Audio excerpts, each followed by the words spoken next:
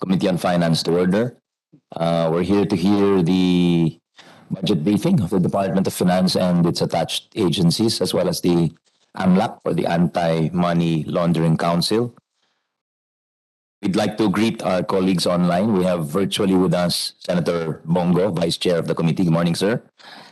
And with us, of course, is the Secretary of Finance, Secretary Benjamin Diokno. Morning, sir. Undersecretary Zeno Ronald Abenoja, Undersecretary Antoinette Tionco, Undersecretary Maria Edita Tan, Assistant Secretary Juvie Danofrata, Assistant Secretary Eufrosinio Bernabe Jr., Bureau of Treasury, National Treasurer Rosalia De Leon. Morning. Bureau of Internal Revenue, Commissioner Lilia Catrice Guillermo. Good morning, ma'am. Deputy Commissioner Romeo D. Lumagi, Operations Group. Bureau of Customs, Acting Commissioner Yogi Filimon Ruiz. Morning. Bureau of Local Government Finance, BLGF, Ms. Pamela Quizon, OIC, Executive Director. Morning. National Tax Research Center, NTRC, Ms. Marlene Lucero Calubag, Executive Director. Morning po. Philippine Crop Insurance Corporation, Attorney Jovi Bernabe, President. Morning, sir. With us virtually from the Bureau of Customs, Deputy Commissioner Donato San Juan, Deputy Commissioner Attorney Vener Bakiran, Deputy Commissioner Attorney Teddy Raval. Department of Budget and Management, virtually also present, Maria Crescencia Sunga, Maria Grace de los Santos, Maria Cecilia Socorro Abogado, Mark James Evangelista, Budget Specialist. Commission on Audit, Concepcion Reyes, OIC Supervising Auditor, Wilma Ismundo, Audit Team Leader, Andrea Alabastro, Audit Team Leader, as well as Phil Guarantee Senior Vice President Marilu Medina. Did I miss anyone, Comsec? Okay, thank you. We'll turn it over. No remarks from this from the chair at the moment. We'll just ask after the, and again, we'll ask our colleagues who are present virtually to, with your indulgence, with your permission, we'll do the full presentations of the department and any attached agencies. So I see our colleague coming in. Galing pa pong hospital ho ito. Nagpa-check up nung Biyernes, sir. Center. Good morning sa ating chairman po ng Constitutional Amendments, tsaka sa National Cultural Communities, Senator Robin Hood Padilla. Morning, sir.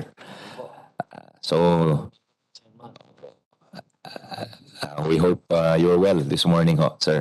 Ang sipag niyo ho talaga. We'll turn it over to Secretary Ben, sir, for any presentation the department may have. Thank you, Mr. Chairman, Senator Robin Hood Padilla. Senator Bongo, good morning po.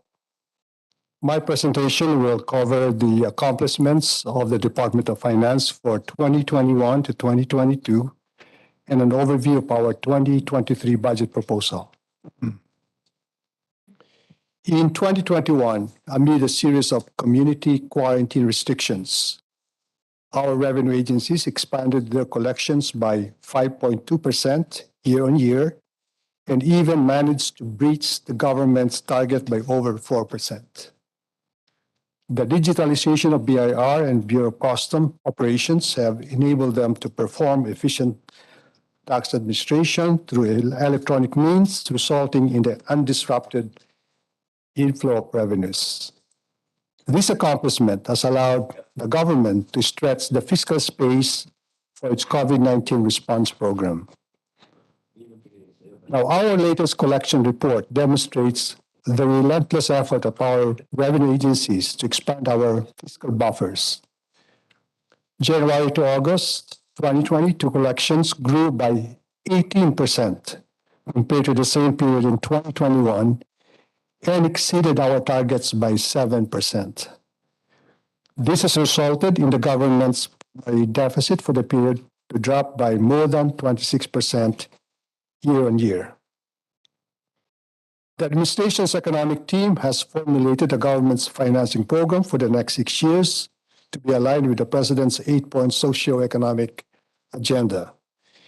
Key components of this plan include heightened investments in infrastructure development, job creation, sustainability efforts, provision of social protection measures, and overall the improvement of the quality of life in the country.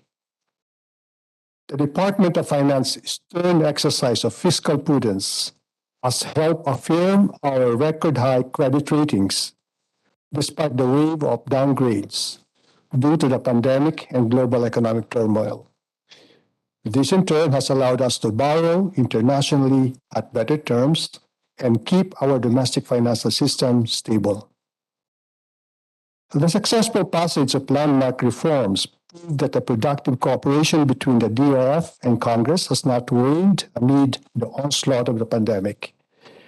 These laws reinforce our economic competitiveness and have heralded our country into a new era of recovery and prosperity. Throughout the 19th Congress, we will continue to work with our partners in both houses of Congress to push for key reforms crucial to accelerating economic development. This includes the rest of our comprehensive tax reform program, measures to improve the fiscal sustainability of our local governments, and other priority legislation. Now let me provide details on the Department of Finance proposed 2023 budget. We are proposing a 30.6 billion peso budget for 2023. 25.7 billion pesos will fund the operations of the DOF and 8 of its attached agencies. Meanwhile, 4.6 billion will be used as budgetary support to the Philippine Tax Academy and the Philippine Crop Insurance Corporation, which the DOF chairs.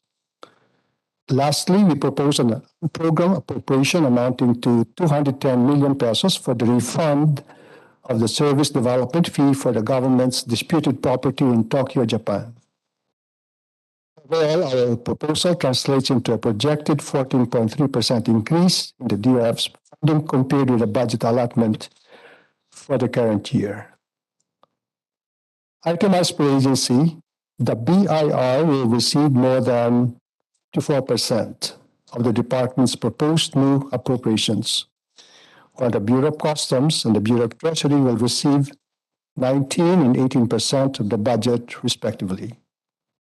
Overall, our proposed new appropriations translates into a 13% increase from the current funding requirement.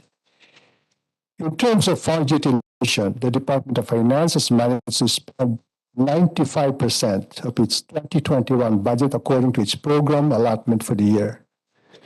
Meanwhile, within the first 6 months of the year, the DOF has already obligated 79% of its current budget.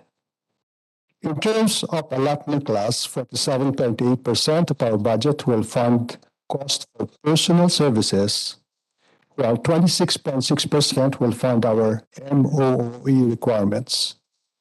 Meanwhile, 22.5% will fund our capital outlays. And lastly, 3.1% will fund our financial expenses. The DOF has allotted a total of 4.5 billion pesos for the funding of various digitalization and modernization projects. We have proposed a 4 billion budget to fund specifically the BIR and the Bureau of Customs modernization initiatives for next year. Key expenditure items include the upgrading of the agency's ICT machinery and equipment, subscription to cybersecurity tools, enhancement of electronic tax payment facilities, and other critical assets. The DOF has proposed, or rather has allotted 78% of its proposed new appropriations to fund our agency's operations, particularly for the priority programs of our main revenue agencies. The BIR's Revenue Administration Program aims to improve the agency's collection performance by expanding the taxpayer base, improving audit effort, and intensifying the campaign against tax evasion. On the other hand, the Bureau of Customs major programs, meanwhile, will further enhance the efficiency of its revenue collection, importation processing, and smuggling apprehension functions. The Bureau of Treasury's priority programs strengthen its capacity to balance the government's cash requirements, practice sustainable debt and risk management, ensure the timely release of funds to other government agencies, and perform its other critical responsibilities. Lastly, the Bureau of Local Government Finance's Local Finance Administration Program aims the Bureau in implementing fiscal reforms at the LGU level, particularly by monitoring the LGU's financial position and capacitating local treasurers on fiscal sustainabilities. In closing, let me assure Congress that the passage of our proposed budget will equip us with the tools we need to keep the country's fiscal health in fighting shape as we pursue rapid recovery and broad-based economic growth. Thank you very much. Thank you, Secretary Bent. I'd like to acknowledge the presence virtually of our colleague, the chair of the Committees on Energy and Department of Migrant Workers, rather, the Senator Rafi Tulfo. Good morning, sir. Any other presentation from the DOF or the attached agencies, sir? Plano po. That's it. So we'll open the floor to questions from our colleagues. Senator Go will not ask.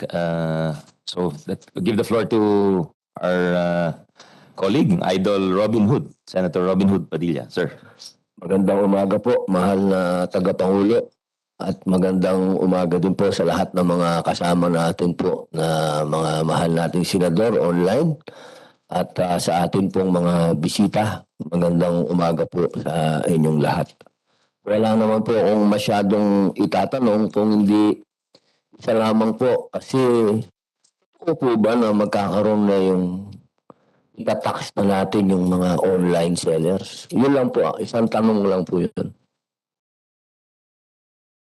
Meron pong proposal na itatax po yung online sales, no? Ang basehan po noon ay yung fairness. Kasi kung bibili ka sa regular store, may tax. Bakit man walang tax yung online services? Yun lang po.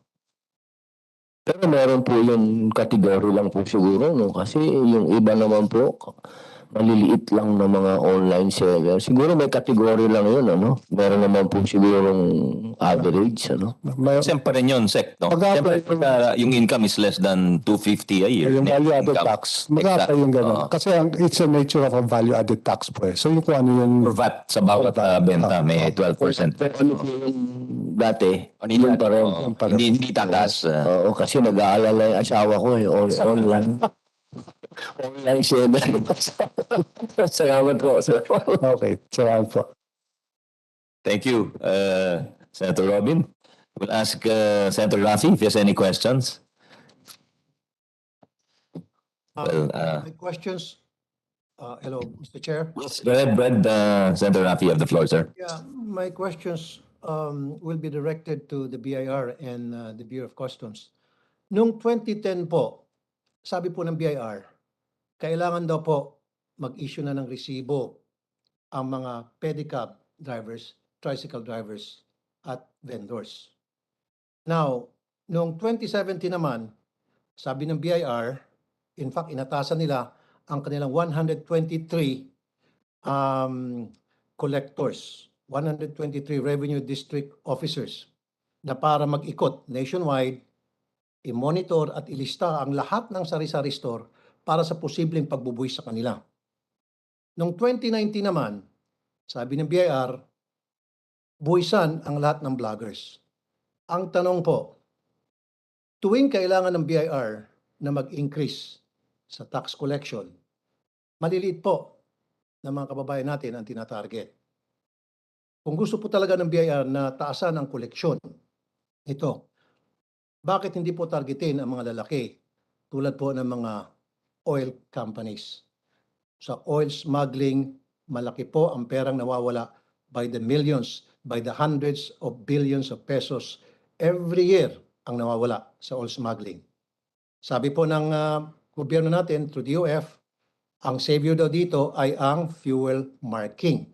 Tama po ba? Dahil sa fuel marking, 439 billion pesos daw po in oil collection taxes ang nalikom. Tama po ba? 439 billion? Is that right? Do I hear anybody from the DOF? Wala ata tayo. Hello? Mr. Chair? The commissioner is here is going to answer. Yeah. 439 billion po ang nakolekta raw po mula sa langis. Yes, Your Honor. Dahil sa fuel marking, napatigil na po ang oil smuggling. Gusto ko lang pong masiguro na tama po yung amount na akin pong nabasa, press release po mula sa DOF, 439 billion. Yes, Your Honor. Actually, from September 2019 to July of 2022, the government collected 457.98 billion pesos, Your Honor. Oh, I stand corrected. Thank you po for that figure. Diyan lang po muna kayo. Now, kailangan ko po ng data mula sa UNCTAD. Alam niyo po itong UNCTAD? Yung United Nations Conference on Trade and Development.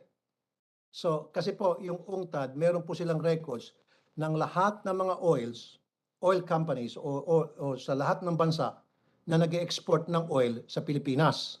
So, I need yung data po dyan. And then I need also the data from the BOC kung by the liters, ilan po ang mga oil na inimport sa atin na fuel marking natin. Kasi po, lahat ng oil na inimport natin, dumadaan po yun sa fuel marking. Tama po. So, ang ibig ko lang po sabihin, sana po yung data ng UNCTAD at data ng BOC magkatugma, mag-0-0. Can I see those datas? Yes, Honor. Yes, Your Honor. We will submit to your office, Your Honor. Okay. Number 2. Ayon po sa terms of reference between SGS, yan po ang kinuhang company, kinontract po natin, a Switzerland-based company, kinontract po natin gobyerno, 1.9 billion a year ang contract para magsagawa ng tinatawag na fuel marking. Tama po?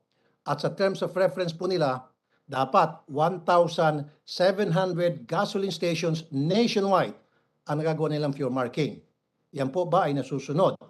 So, ibig sabihin, dapat po 1,700 ang napuntahan physically ng team na composed of Bureau of Customs, Department of Energy, and SGS. 20 teams po yan.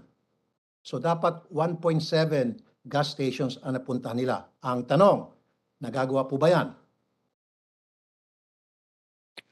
Your Honor, let me direct your question to the Deputy Commissioner for Enforcement of the Bureau of Customs, Attorney Teddy Raval. He's the point person for the fuel marking program, Your Honor. Okay. Deputy Commissioner Raval. Kasi pinagmamayabang po ng DOF na, dahil po sa fuel marking, natigil po yung smuggling. Dahil sa fuel marking, kami po ay nakapagkolekta ng 450 billion pesos.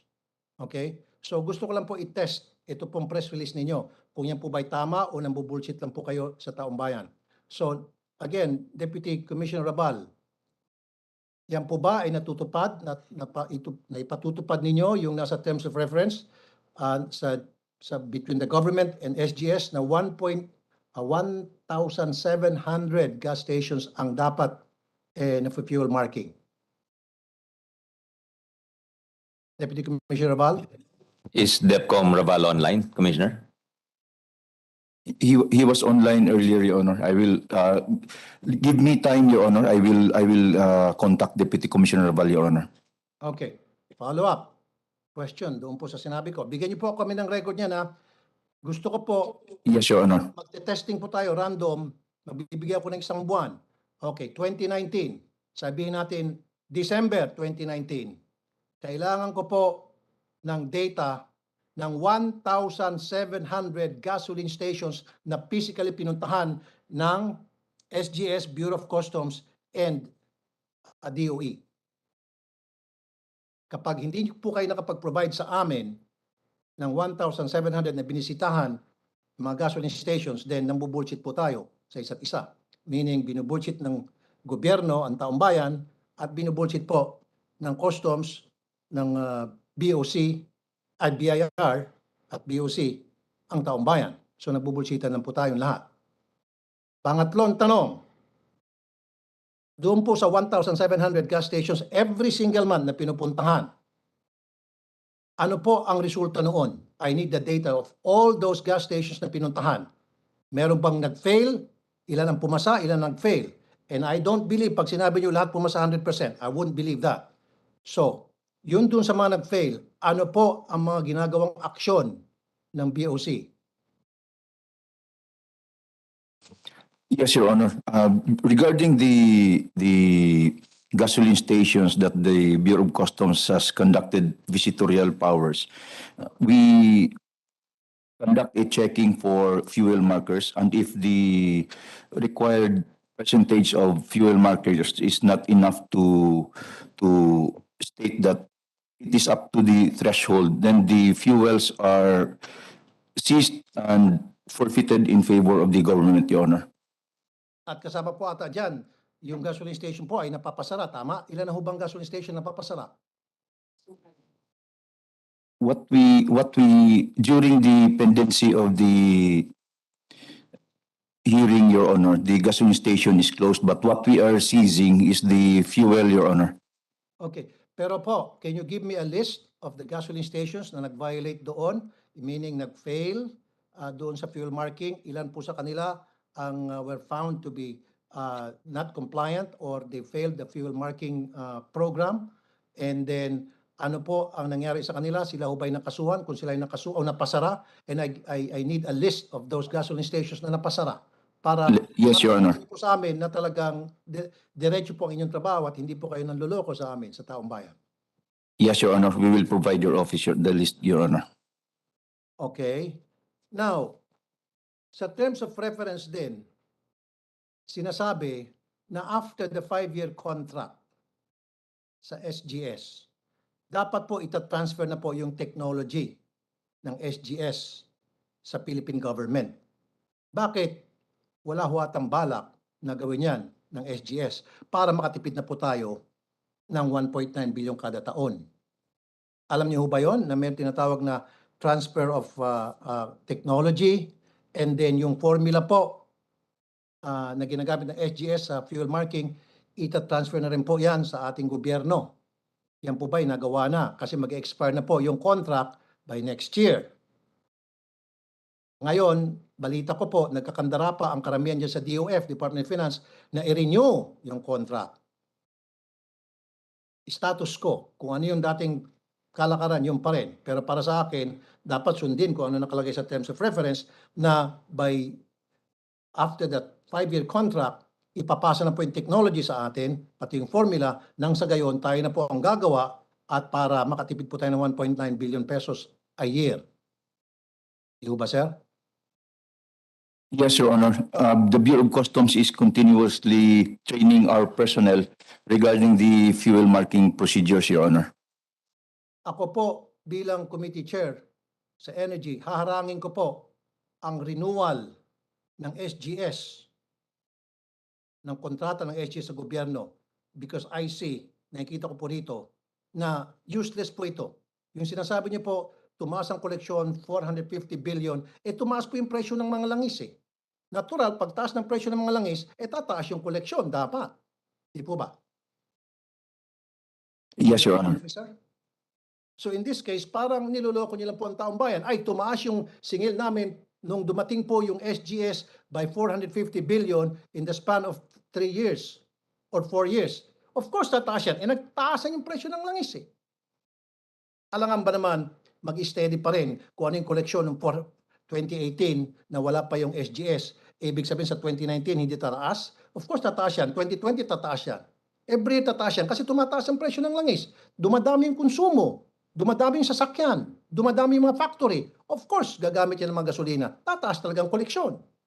So, wag niyo pong gamitin yung SGS para lamang makapanloko kayo. Para sa akin kasi, itong SGS ay inutil po. Nagsasayang lang po tayo ng pera. Tuloy-tuloy pa rin po yung smuggling. Kaya nga po, ang point ko rito being, kayo po dyan sa BIR, now, welta ko sa BIR, kayo po dyan sa BIR, tuwing gusto niyo pong makakolekta ng karagdagang buwis dahil kayo po ay nagkaroon ng shortfall, hindi niyo po na-meet at yung target, ang pinag-iinitan niyo palagi, yung mga maliliit nating kababayan, akalain mo, pedicab, tricycle driver, pag-i-issuean nyo, obligahan nyo mag-issue ng OR, hindi ba bullshit na tayo niyan? Sinabi po yan mismo ng inyong commission ng 2010. Mr. Chair? Commissioner Guillermo, go ahead, ma'am. Okay, magandang umaga po. Ang basic principle po ng taxation is to be just and fair. So hindi po totoo na sa small taxpayers po ang aming focus. In fact, we have large taxpayer service na nakafocus po sa mga large taxpayers. At sa region po, meron po kami mga medium taxpayers. Yung small taxpayers po, hindi po namin yan napapag-initan. Lahat po dapat mag-issue ng resibo, whether small, medium, or large taxpayers. Ikaw muna, Madam Commissioner, noong 2010, tama po ba ito, yung pedicab? Pati pedicab ba naman? Pati pedicab driver? Hindi po lahat kailangan mag-issue ng resibo. Sa isang press release noong 2010, sinabi po na inyong commissioner, dapat ang mga pedicab driver at tricycle driver mag-issue ng OR sa bawat pasahero nila. Nabasa ko po yan. Titingnan ko po, hindi ko po Meron po yan. hindi naman po namin, hindi po mamahigpit sa mga pedicab at lalo kung less than 100 pesos naman yung ini-issue Kaya nilang. nga, ma'am, nakakatawa nga po ma'am nakaka-high blood nga po ma'am Pag initan yung mga pedicab driver, Hindi tricycle po. driver, samantalang na dyan yung mga old smugglers na they get away with it, meron silang hindi. sa SGS. Wait a minute. Now, noong 2017, sabi naman ng inyong commissioner, kailangan mag-deploy siya ng 123 revenue district officers nationwide para doon sa paglilista sa lahat ng sari-sari store upang nang sa gayon sila ay mabuwisan. Pati ba naman sari-sari store na pantawid gutom na lang yan? Kaya nasa sari-sari store yung mga kababayan natin, yung mga housewives, para may pambili ng gatas, may pambili ng ulam sa kanilang pamilya dahil hindi sapat yung kinikita ng kanilang husbands dahil below minimum wage earners sila. Pati ba naman yung pag-initan? Ba't di nyo lang pag-initan itong mga smugglers, especially itong sa oil, na nag-exhibition kayo sa kasinungalingan na sinasabi nyo you collected 450 billion because of SGS na for me, it doesn't make sense. Unless kung may pakita nyo sa amin na talagang yan ay because of masugid na pagkukolekta nyo ng langis at patas ang pagkukolekta nyo, tulad ng mga nabanggit ko, tulad halimbawa na tumutugma dapat ang records niyo sa UNCTAD at kayo na lahat ng langis pumapasok ay nabubuisan ay na oil marking, then I will believe na for fuel marking. At lahat ng gasoline station ay inyo pong isa-isa na pupuntahan. Na-follow niyo po, BIR, Commissioner, Madam? Opo, Your Honor. Siguro sa administrasyon na ito, talagang focus po kami sa large taxpayers at medium taxpayers. Yung batas po na tungkol sa ease of paying taxes, doon po sinasegment po ang mga taxpayers into small, medium, and large. So, bibigyan po namin ng simplified requirements ang mga small taxpayers versus the medium and the large taxpayers. Yun po ang talagang hindi po namin pag-iinitan ang small taxpayers, kundi bibigyan po namin ng magandang serbisyo para lumaki po ang kanilang negosyo. At doon po namin sila titignan pag lumaki na po ang negosyo nila. Tutulungan po namin silang mag-comply. Pero yung rates namin po sa small taxpayers, pareho lang po yan. Marami po akong natatanggap na reklamo mula sa mga small-time business owners, particularly mga Chinese, Filipino-Chinese, sa iba't ibang probinsya, na sila po ay madalas na-issue ng LOA. Ano ibig sabihin po ng LOA? Letter of Authority, nang sa gayon, may karapatan ng NBI para busisiin ang kanilang mga records. Kadalasan po, kapag na-issue ng LOA, Letter of Authority, ang isang negosyo, ibig sabihin po niyan, pera, para doon sa nag-issue. Pasensya na po ma'am, pasintabi. On the other hand, yung mga malalaking kumpanya, yung mga large taxpayers, kadalasan po, hindi na-issue ng LOA. Nagkakaroon na lang pag-usap-usap dyan sa tabi-tabi. O dili kaya sa Starbucks o sa mga class na restaurant para doon pag-usapan yung pwedeng magkaroon ng aregluhan. Sorry again for the word, but this is a reality. Ang sa akin po talaga, ma'am, although I'm not saying na ginagawa niyo po ito, siguro po ito sa previous administration, wag na po maging practice ito na kung saan yung LOA nagagamit po ng ilang, hindi naman po lahat, ilang kawani ng BIR para mangikil po sa mga maliliit na negosyante. Meron po kasi dyan mga Chinese businessmen na maliliit lang po ang kanilang negosyo. Tama lang po kinikita. Kikilan mo pa, magsasara po ito. Your Honor, ang una po naming programa ngayon ay digitalization po. At suspended po ngayon lahat ang mga bagong audit Dahil ang amin pong plano, ang mga LOAs is ang automated na po yan. Hindi po yan basta-bastang mai-issue ng mga auditors natin sa field at saka sa large taxpayer. Meron po tayong risk-based criteria na gagamitin at hinahanda po namin yung programa tungkol dito. Ang ginagawa po ngayon ng mga auditors natin ay linisin po ang kanilang backlog insofar as prescribing cases are concerned. At yan po ay monitor namin maigi using technology. So we hope that we will be successful in this digitalization program para po madali po naming malalaman yung i-address yung mga sinasabi niyo po ngayon. Very good. So suporta po ako sa inyo, Commissioner, doon po sa digitalization program ninyo para maging transparent na po lahat ng transaksyon diyan sa BIR. Good po yan. Sana po. Salamat po, Your Honor. Lalo madaling panahon. However, babalikan ko lang po yung BOC. BOC, I need those records. Please, give us those records para maipakita ko sa taong bayan na seryoso po kayo sa inyong trabaho na wala pong magic na nangyari diyan pagdating po sa oil smuggling. Yun lang po. Thank you po. Yes, Salamat, Mr. yes, Chair. Your Honor. Yes, Your Honor. We will submit to your Opo, office, Your Honor. follow up na lang po, Commissioner Ruiz, dun sa hinihingi ni Senator Raffy Tulfo kay Yes, Mr. Chair. Depcom Raval, please. Yes, Salamat, Chair. Senator Raffy. Thank you for your questions. Next to ask is our Minority Leader. We acknowledge the presence of Senator Coco Pimentel, our Minority Leader. And of course, we have additional guests for the DOF, Phil Guarantee President and CEO, Alberto Pascual, virtually present. Philippine Tax Academy President, Gil Beltran, former USEC. Morning, sir. Privatization and Management Office Chief, Vanessa Doctor. So, yeah, Minority Leader, would you like to ask your questions? Thank you, Mr. Chairman. Magandang umaga po sa inyo lahat. Mabuti nga napag-usapan ni Senator Tulfo yung tax system natin eh.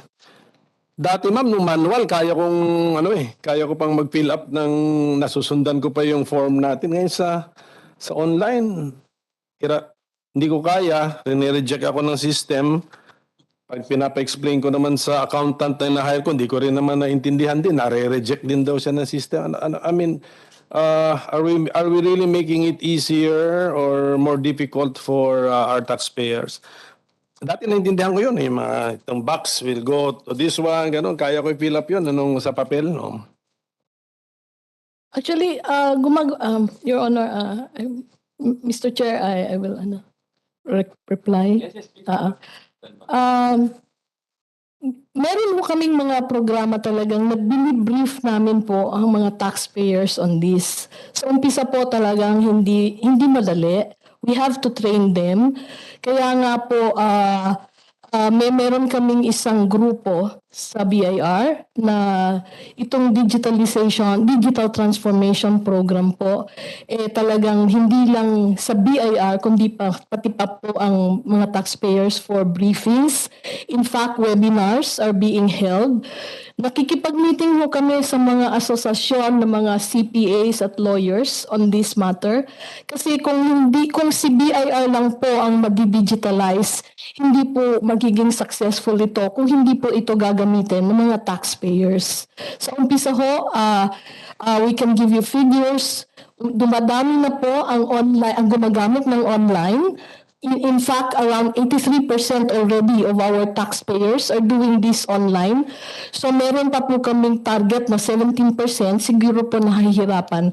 Once natutunan na po nilang mag-fill up ng online forms, napakadali na po nilang magamit po yung mga forms.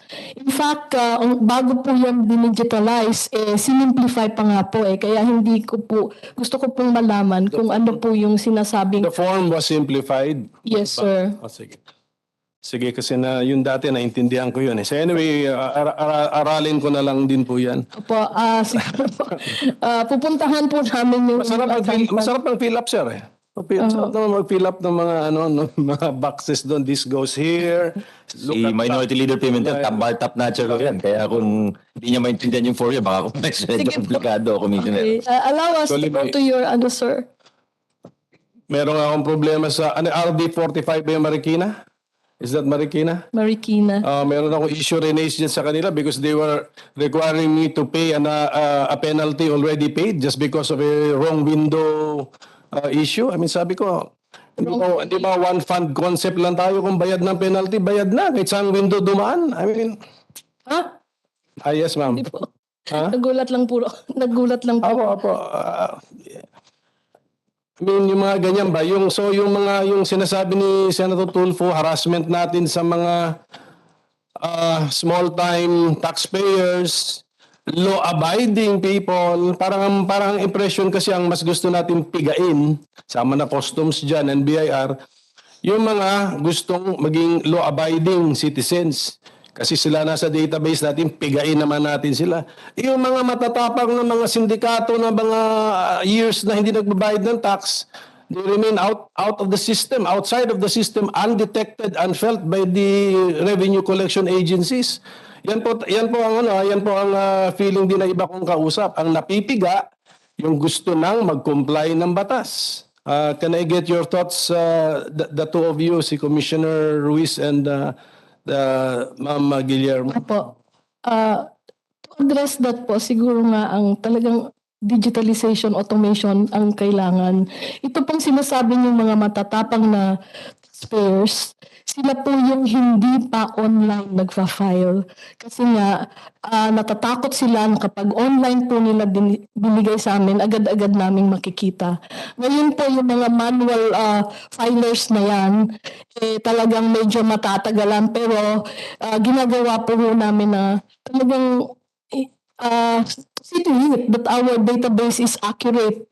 And yung mga district offices namin na talagang hindi sumusunod sa ganyan po, na i-complain yan. Meron po kaming e-complaint system. Therefore, sa website po namin, pwede pong magreklamo yung nahaharas. Sinasabi po namin sa mga taxpayers na kapag hinaharas na kayo, pwede po bang sabihin nyo sa amin kung sino to, saan to, at maaari po namin talagang i-focus ang aming mga tauhan para titingnan namin. Nandito po si Deputy Commissioner Lumagi na talagang we will see to it that pag may mga complaints ho, sabihin na lang po talaga yung pangalan kasi minsan po anonymous at hindi namin po talaga ma-push through yun. Yes, ma'am, tama po yun. Names, no? Yes, sir. We will give you names. And even the names of the complainant, siguro, lang natin, i-code lang muna natin. But the names of the people they are complaining against, we will have to name them, plus the dates, ano nangyari, general configuration of the facts, ano nangyari. Yes, sir. Anyway, Commissioner Ruiz, ganun lang. Basta ang general message ko na lang siguro sa customs and to the BIR, let's expand the paying base and not be happy na piga lang tayo ng piga sa existing taxpayers database natin. Yeah? I mean, what do you think, Secretary? I mean, what do you think is yung ganong klaseng approach na... Tama po yan. Ang isa sa mga pwedeng gawin talaga is to expand the base. Kasi when you have a broader base, pwede kang magbaba ng tax rate di ba? Kasi ang revenue is rate times base Kung malawak yung base mo, marami tayong nagbabayad, we can afford to reduce the rate. Thank you. So, Mr. Chairman, I'm looking at the presentation kasi can we explain slide number 5 to me? Can we flash slide number 5? Number 5 po ba ito? May number sa baba na Which na slide is that, Your Honor? Number 5. Sa January to August. yes, January to August 2022 collections. Yan. Yan. Bakit po yung sa line po ng BOC, concentrate tayo doon, 55.92 this year, 412.3 last year, tapos sasabihin natin year-on-year growth, 35.64%. I mean, tama po ba yan? O mali ba pag-intindi ko? I mean, growth ba yun? From 412 to 55, is that a growth? Could you explain? Yes, Your Honor. Your Honor, this data for 2022, that was before the creation of our presentation for the DBCC, Your Honor. For 2021, that's already for the whole year. So this 55.92 was more or less for up to June of this year, Your Honor. But the Bureau of Customs year on date, right now, we have already exceeded 90 plus billion pesos, Your Honor, for our collections compared to our target for this year, Your Honor. Nagkamali lang ng decimal point po. 559.2 po yun dapat. Thank you. Wala naman pala. Kalma. Kaya ako Utilize siya si Senator. nag-hesitate magtanong. Sabi ko kay Yes, Chairman, ma'am po si Senator Pervo. Yes, ma'am. sabi ko kay Chairman, wala po ako naintindihan sa budget. With your permission, Your Honors, I just want to acknowledge the presence of one of the committee vice chairs, Senator Francis Tolentino. Morning, sir. I think that that clears it up, that matter regarding the decision. Typo error yan, typo error. Mr. Chairman, mag-aral muna, just give us time to, mag-aral muna kami I will yield to Senator Tolentino. May isang tanong niya yata si Senator Robin. He said he wanted to ask before we give the floor to Senator Tolentino. Go ahead, Senator Robin. Balik lang po ako doon, pasensya na ho Tatanong ko lang ho pa din sa yung sa online. Kailan po yun mag-take effect yung kanilang pagbabayad ng tax? Ngayon na po yun? Ngayon na? Actually, Gagawa pa lang po. Salamat naman. Opo, so pag nagkaroon po kami po pala gagawa noon. Pwede ko palang kontrahin niya. Di ba? Hindi ba, biro lang po Pag nagkaroon po ba noon, ibig sabihin, magkakaroon po ng naipasa. Kasi naalala ko po noon sa amin sa pelikula, nag-seminar sa amin nung may mga bagong VAT, IVAT, kasi medyo po ba magkakaroon din po ng ganong seminar uli sa mga online sellers? kahit ano pong pagbabago, talagang po kami, nag-briefing kami sa lahat ng apektadong tax. Opo, kasi kawawa din naman po sila. Opo, mas maganda po na maging sila. Siyempre, mga law-abiding, lalo na yung asawa ko, law-abiding yun. Pero ang problema po kasi yung asawa ko, yung eleksyon, binibenta niya yung mga regalo ko sa kanya. Pambili namin ng poster. Ngayon, nung nagpapabenta na lang ngayon sa kanya yung mga tao, naging parang siya na yung sentro, ganun. Ganun ba? Siya pa din ba magbabayad ng tax doon? O paano bang mangyayari po doon? Kasi pag saan bayad ng tax? Yung asawang lalaki magbabayad. Pag ganun po ba, paano ba ang dynamics lang noon? Yung sino po yung seller? Ganon. Opo. Nakpo. Sige po. Ayusin na lang namin sa batas yan. Salamat po, ma'am. Senator Francis, Vice Chair Tolentino, any questions, sir? Thank you, Senator Angara. Thank you, Mr. Chairman. These are just policy-related questions, more directly related to the functions of the Bangko Sentral. But since Secretary Jokno is the former Bangko Sentral governor, perhaps he can answer some of the questions. And this will crisscross the functions of the DOF as well as the other agencies present here right now. With your permission, Mr. Chairman? Yes, go ahead, sir. Secretary Jokno, we are all aware that there are several pending measures within this chamber right now relative to the gig economy. And I'm referring to, I've heard the word online. I am referring to our freelancers, those distributing your products, your what you've been asking from Lala Move, Grab, etc., etc. So these are layman's terms which we are all familiar with. My question is this: there is a notion that all nations would be progressing towards digital economy. Correct, right? We have no quarrel with that. No quarrel. Europe has been doing that. China has been doing that. So there is also a step that would direct us towards a central bank digital currency. So I am aware that during your term as Bangko Sentral Governor, you made a statement in February 2022 that as BSP Governor, you made a statement that the BSP plans to pursue its own CBDC in the near term. But BSP likewise has no immediate plan to introduce CBDC in primarily because the population remains heavily cash reliant given the country's quote-unquote efficient and effective payment and settlement systems.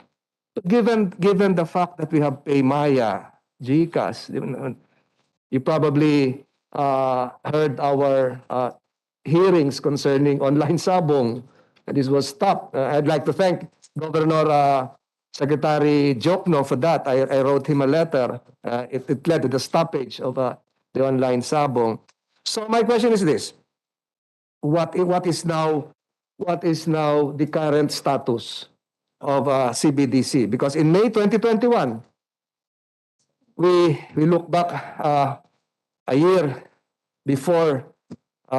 This was during the height of the lockdown. BSP announced that it was studying central bank issued digital currencies, quote unquote. And I have references here.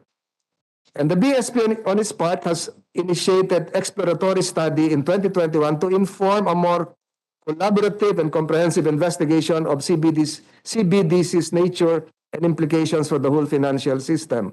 A national payment system assessment was later conducted, which resulted in the identification of relevant uses of wholesale CBDC aimed at enhancing the payment system safety, resiliency, and efficiency. May we know from the Secretary of Finance, during your term, tenure as Bangko Sentral Governor, what happened after these announcements were made?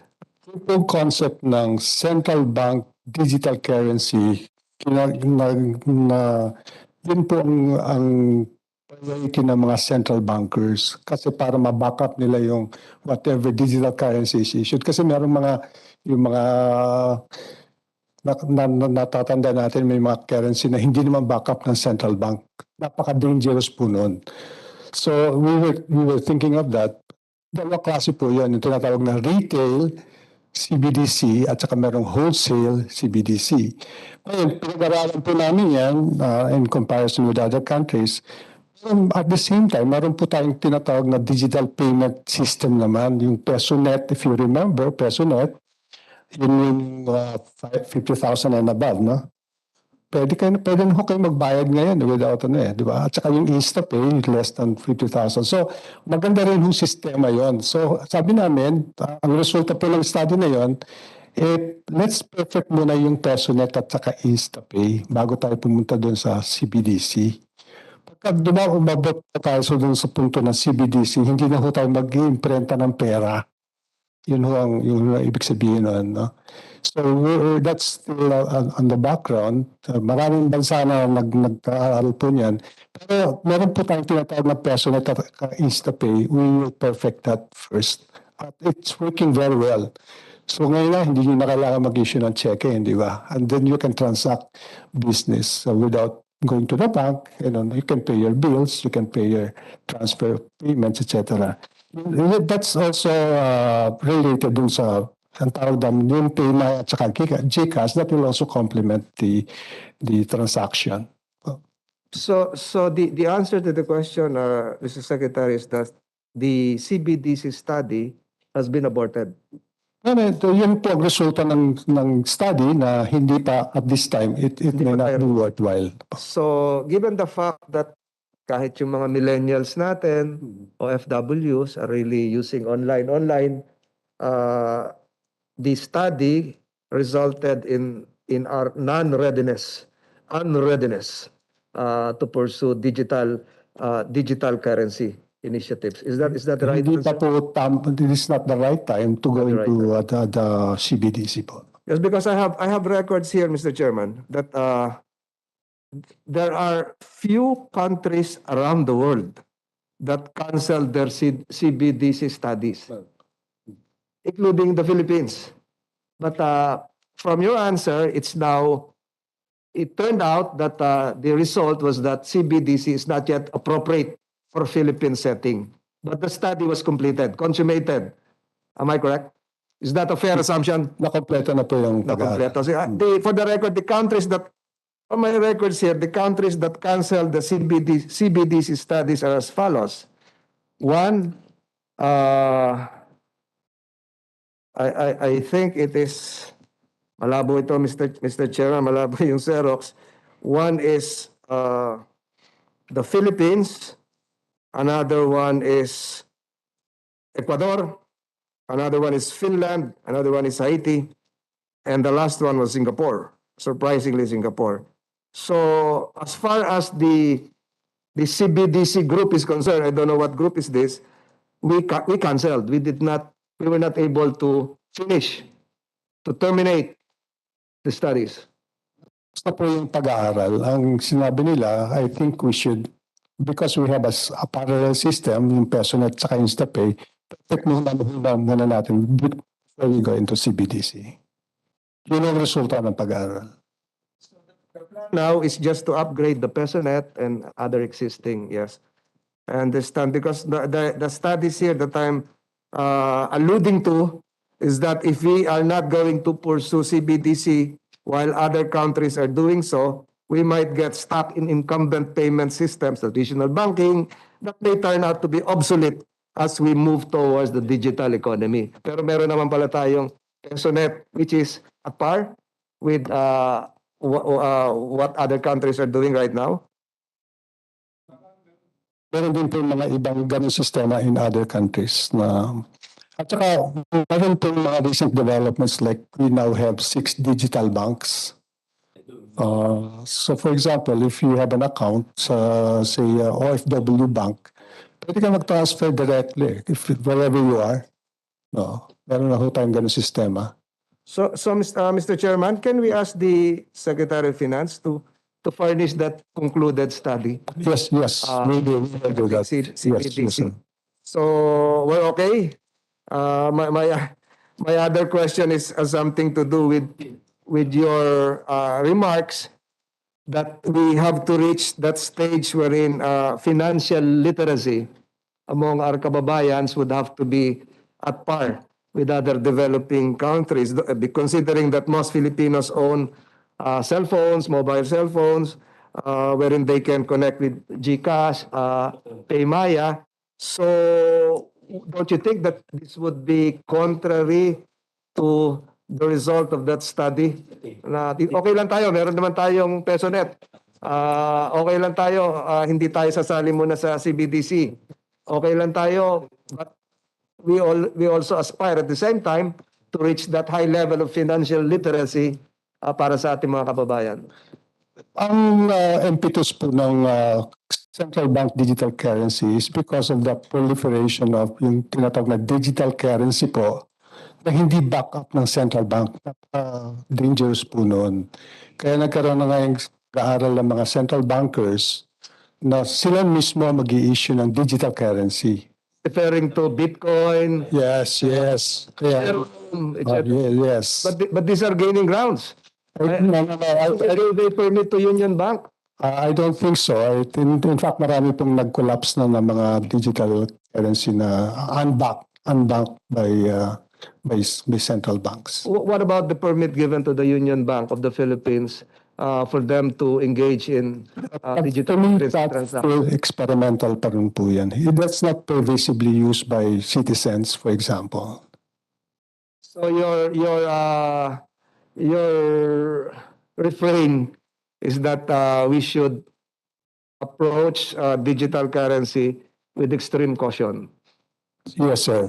Yun naman lagi po yung sinasabi namin Huwag kayong maglalaro dyan kasi you'll get burned. Kasi unless you have money to burn, huwag kayong maglalaro dyan. Kasi napaka-speculative po yun Okay, it's a different financial sphere, Mr. Chairman, but for the record, I've been studying this.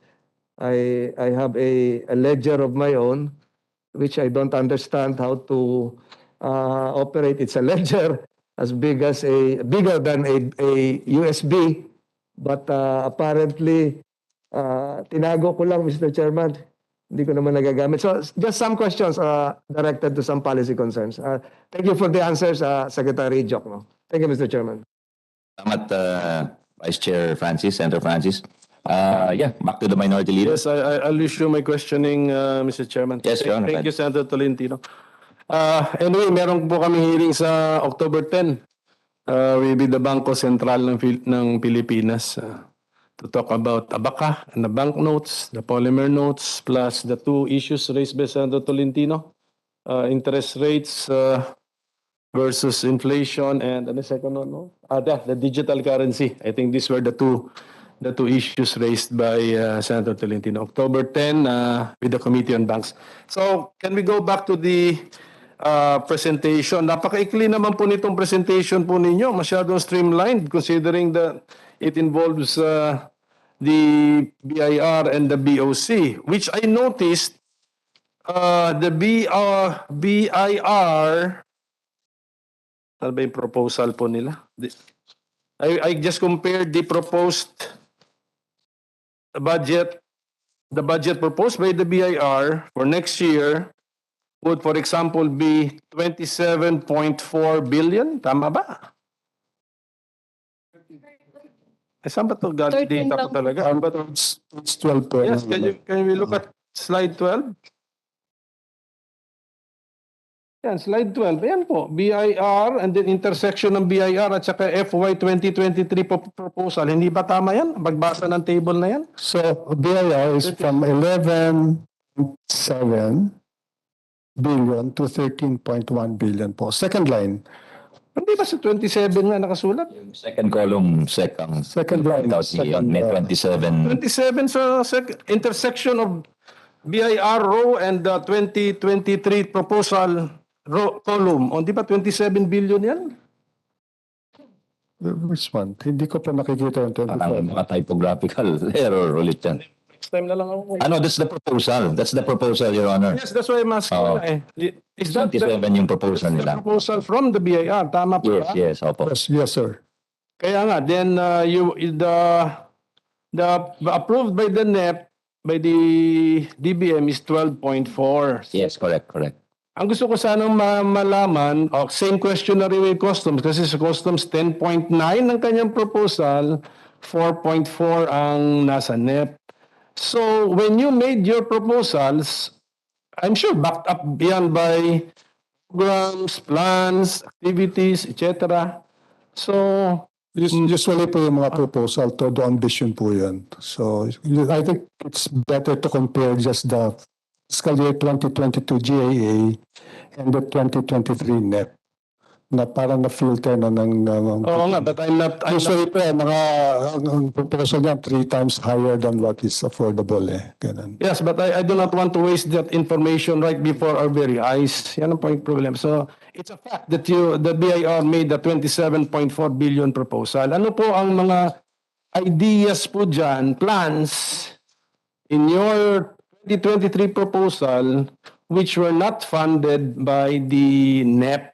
Para makita natin maybe sa future, ano ba, saan ba papunta ang BIR? Because lahat ng dreams, aspirations, plans, futures thinking, nandiyan na sa lahat. So, that will give us an idea, ano yung, under your leadership, saan mo dadalhin ang BIR?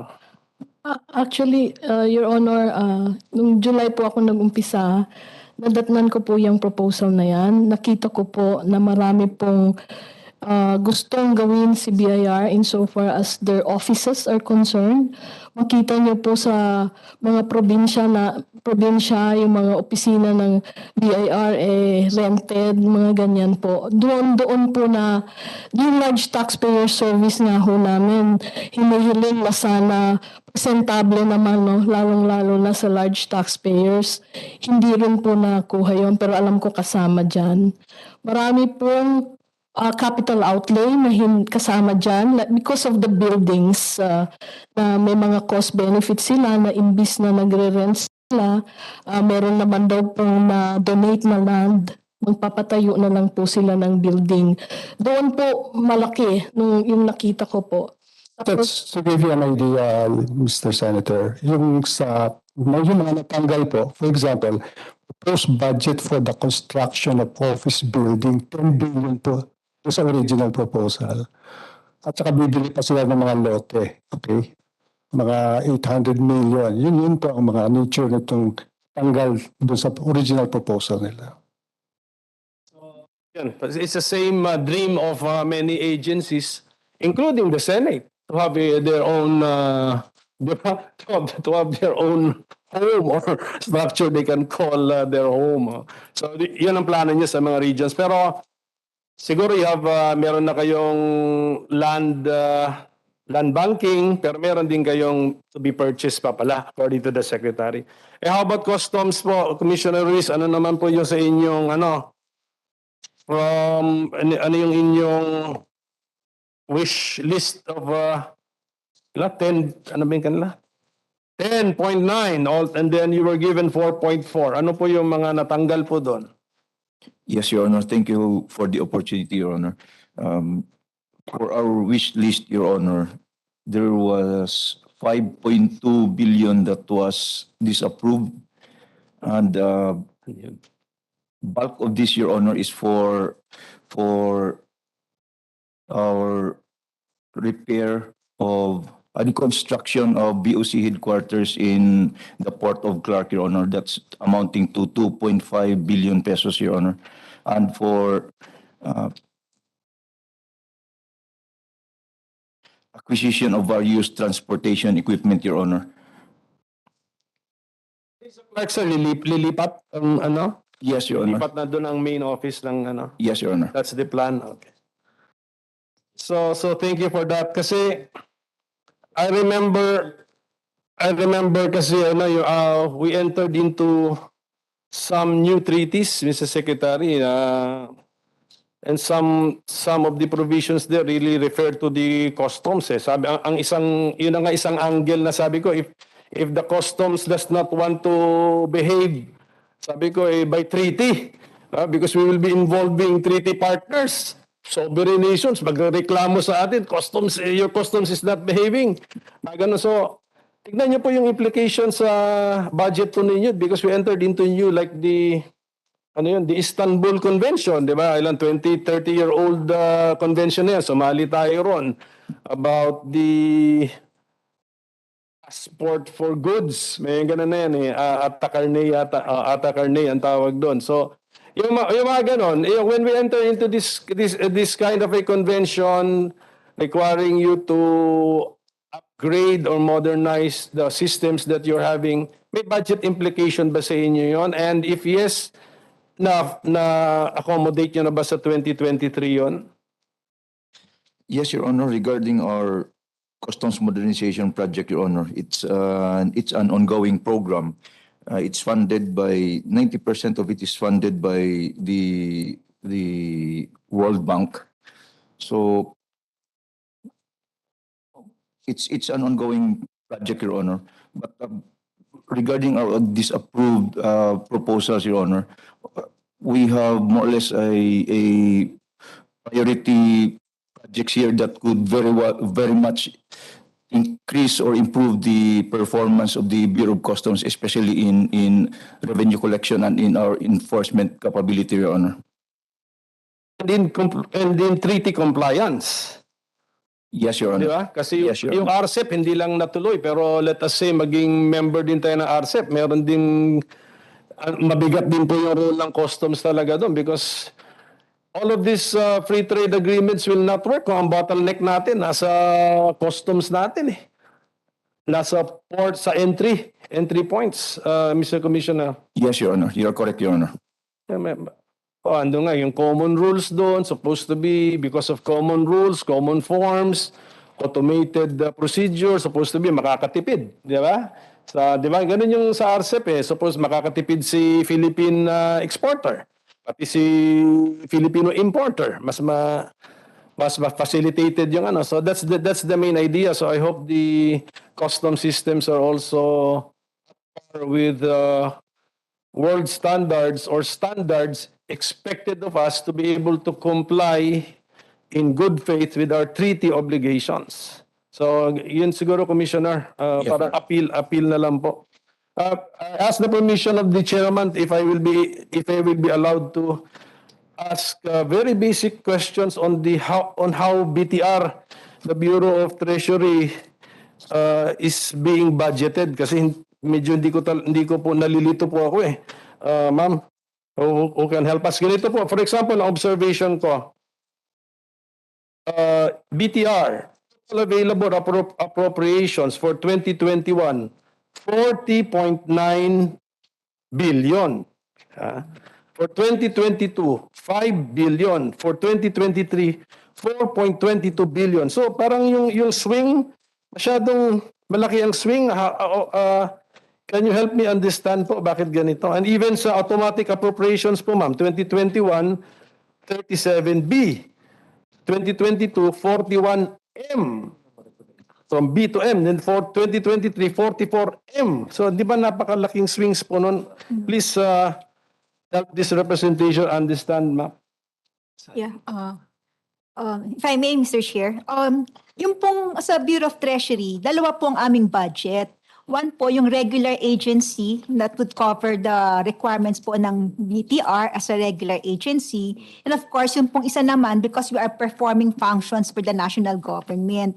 So yung pong sa aming appropriations like po nung as of sa 2021, yung pong nabanggit na 39.7 billion, that would also include yung pong for the COCO levy capitalization nung pong 2021 na large po sa amin. Meron din po kaming kasama doon yung automatic appropriations for the documentary stamps for our issuances sa aming mga auctions. It's about 27.6 billion.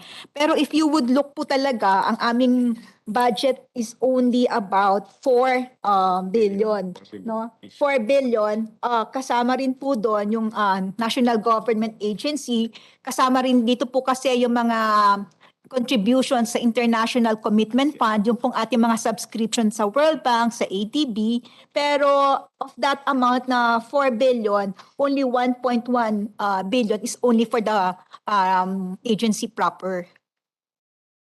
So sir, ano po ang ano po short answer, nilalagay rin po yung ibang mga budget for the national government agency sa BTR budget, which is really the automatic appropriations. Automatic appropriations are expenditures where Congress no longer needs to act because these are provided for under other laws. Ganun ang meaning yata noon eh. Tama po kayo, like po yung sa... like debt service, and debt service has two components, di ba? The principal and the interest. Principal, para naka-streaming naman yata tayo, so para malaman na rin ng ating mga kababayan, ano? So utang, pinag-usapan ng utang natin, 13 trillion pesos as of the moment. Tama po kayo, as of August po. Flat? 13 I-note, ikunin yung transcript nito ha, pinapaiintindihan natin. Kasi ko na paiintindihan tayo kasi.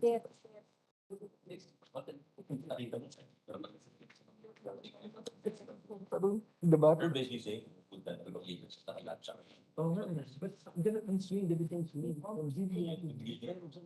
Ito naiintindihan kaya.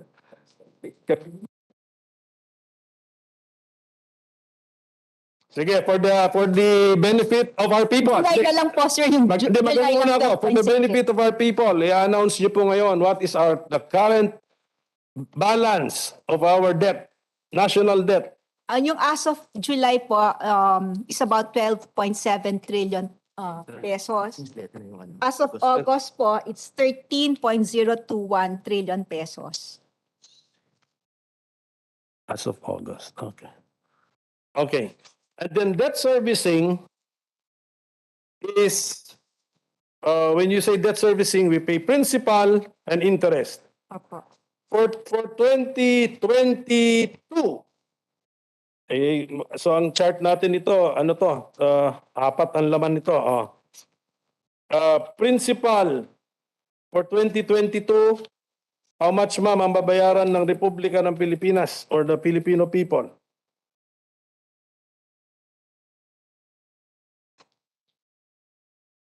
Para po sa principal amortization, it's 751.1 billion po.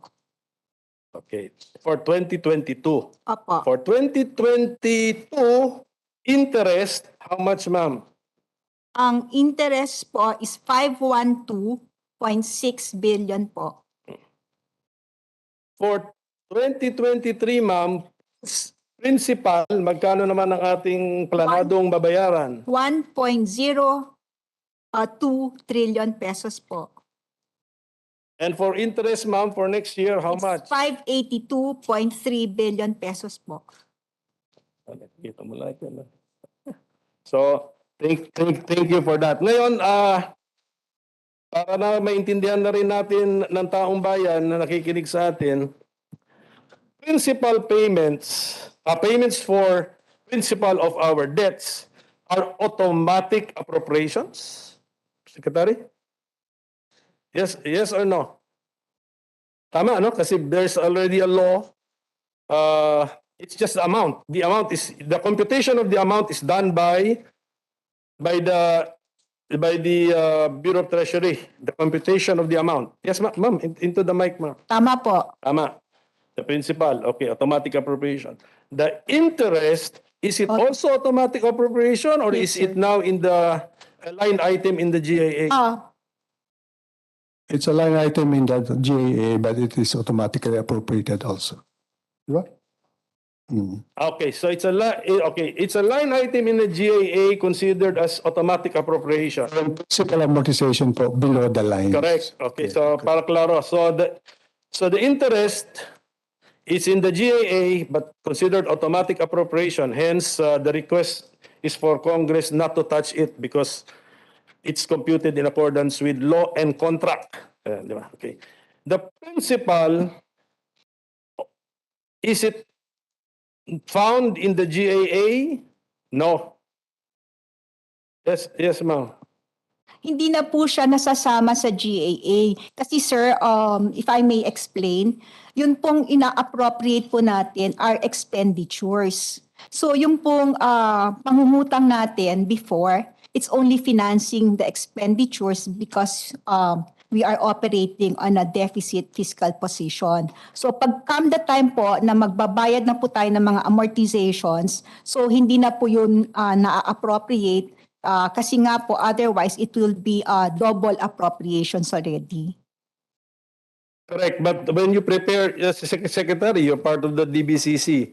When you prepare the budget, so after the bottom line, you indicate for the benefit of our people and the legislators, no? So after the total is also an amount, di ba? Yeah, for transparency, we include both the principal amortization and the interest payment, but we do not appropriate the below the line po yun eh.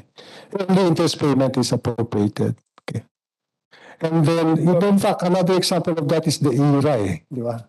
IRA is also automatically appropriated. IRA is found in the It is part of the budget, but Secretary, it's not. also automatically appropriate the principal payment, the repayments, di ba? When you repay, yes. that's also appropriated. Yeah. No, ganito nga, Mr. Chairman, the concept of automatic appropriations, okay, ganun, as defined natin kanina. Hence, interest payments and principal payments, they fall under automatic appropriations. But when we present the budget, interest payments are inside the budget and is counted to determine the bottom line of total new appropriations. Tama?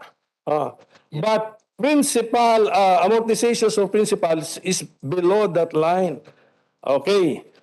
But still, it's an expenditure. Binabayaran natin, utang natin eh. And I think if I understood correctly, one of the comments or speeches ni Senator Alan Peter Cayetano, yun ang point niya. Yun ang point niya na utang, yan ang justification natin. Hindi, binabalik lang natin yung inutang natin. Yet, we're returning it at a different point in time. Therefore, it's an expenditure from the point of view of the Republic of the Philippines. So, maybe, Kasama na rin po sa MTFF kasi ninyo yung budget reform. Nandun pa sa medium-term fiscal framework po natin yan eh. That there is a budget reform law that maybe the payment for the principals must be brought back into the budget para makita natin yung bottom line. What is the total money out next year? Authorized by Congress. Anyway, Congress knows yung concept of automatic appropriations. Ang dami ng automatic appropriations doon, hindi namin ginagalaw eh. Yes, ma'am. May we get your reaction? Sir, yung again po, yung pag ina-explain po namin yung pagbabayad ng utang because of course, meron po tayong deficit, so we are borrowing to finance the deficit. And of course, pati po yung pagbabayad ng utang for the amortization. So ngayon po, yung pong kinakount as expenditure is really po yung pinaggagamitan ng utang. So pagdating po ng time na magbabayad na po ng utang, parang kinakount na lang po natin yun na it's no longer an expenditure because na-appropriate nyo na po yung expenditure above the line. So, and that's why we are also making that difference between the debt service and a debt burden. So, yung pong ina-appropriate po nyo, you call it the debt burden because that constitutes the interest payments and the advances to the corporations. Pagdating na po sa debt service, that would include nga po yung two components nyo, the IP and the principal amortization. Okay. So parang pumapasok ka sa technical meaning lang na although nautang na yung babayaran natin na utang next year are actually existing ano na yan eh. Loans years ago eh. Years ago na nag-due na yung kanyang amortization or part of the principal. Ang gusto niyo lang sabihin, since inutang yun for a specific appropriation in the past years, if we put it in the budget, we will be double counting. But anyway, let me study that concept. Ang aking kasing point is the budget is is the document authorizing our expenditure. Our expenditure. So we are going to spend next year 1.02 trillion pesos to pay principal debt payments. So, you need authorization from Congress to pay that, diba? And it's under existing law, which we do in a lot of a lot of other under automatic appropriation. Maybe we can come up with a second classification of automatic appropriation. But ito pa, I want to pursue one more idea if the chairman will allow me kasi no time left. Been very liberal with us. Yes. Can I go to revenues, for example? Sige. Sino yung mga revenue generating natin, collecting agencies? O pinakamalaki yata natin is BIR. Ma'am, magkano po for next year ang ating estimated revenue courtesy of the BIR?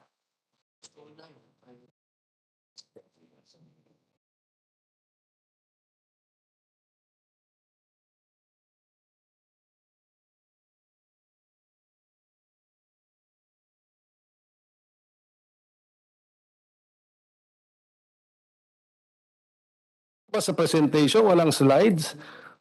What is your question? Sorry. The revenue, Mr. Chairman. Ano ba? Slide 6? Slide 6, okay. BIR, yes ma'am. Revenue. Wala pala. Okay. That's the total revenue. Total na to. Sige, okay. 3. You're asking for the breakdown of different types of revenue, Your Honor? Sige na po. Isusuma total ko lang din po. So, is it 3 tama ba pagbasa ko po? 3.6? Tama po ba yan? Yes, 3.6 trillion pesos. Do you have a slide for your specific magkano sa VAT, magkano sa income tax? Or you should have that. Nag-uusapan po namin yan with DOF yung targets namin eh. Yeah, you should have that broken down, di ba? Or at least for 2022, ano yung breakdown ng collections niyo? Yeah, for 2022, meron pong by type of tax. Yeah, can you post that for the minority leader, please? Oh, bakit si Senator Rafi ang lumabas? We submit. We submit. Sige, sige. Thank you.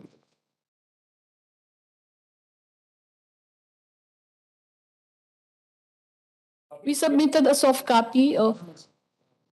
Yan. Yan. Previously Ayan. to, wala sa targets. Ano. By type, billion. By type of taxes po, Ito lang po, ma'am. So,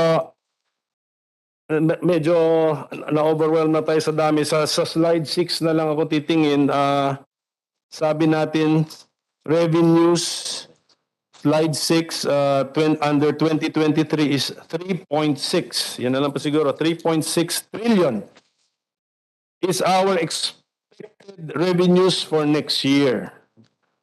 Tama po yan, ma'am, no? Customs. Help me read the table. Tama po yan, ano? Customs. Tama po pagbasa niyan? Hindi lang sa customs. Total na yata ninyo yan.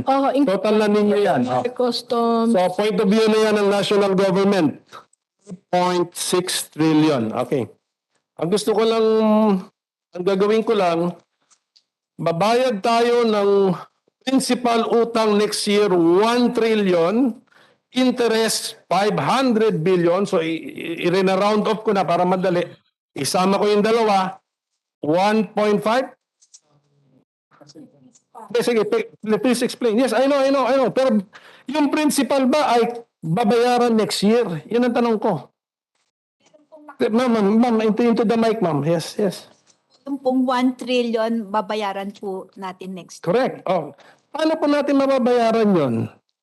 Meron kang trust fund nakalaan o from your revenues din po yan?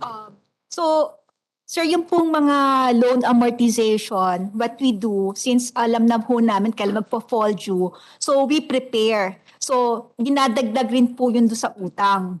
So, yung pong... Correct. Yung po, Correct. yung,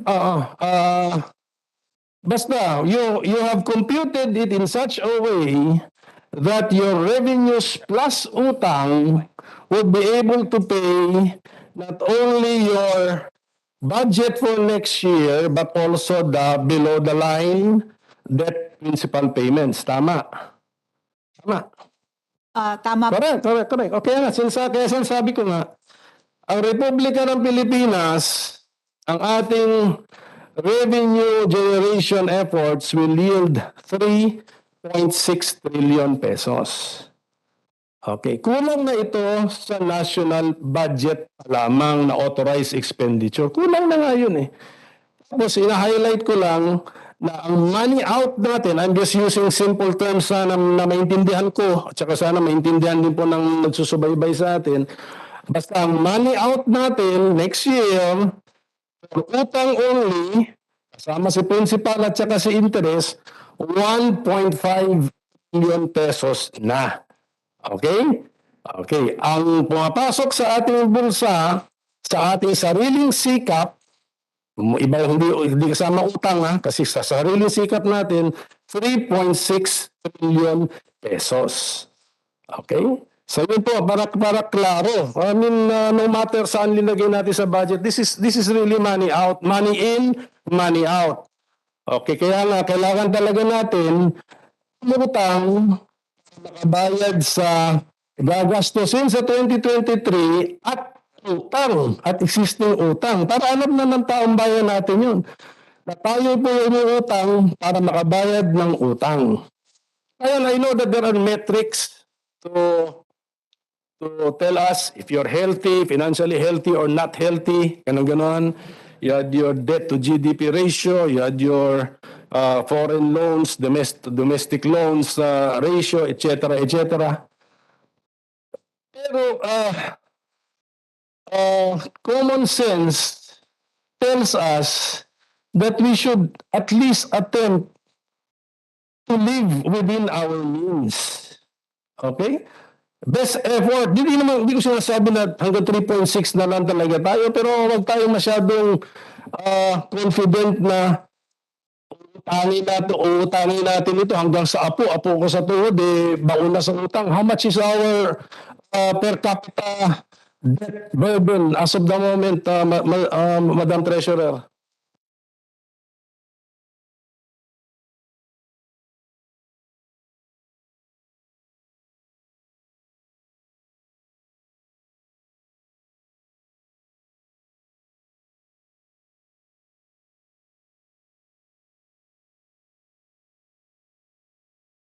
To the mic.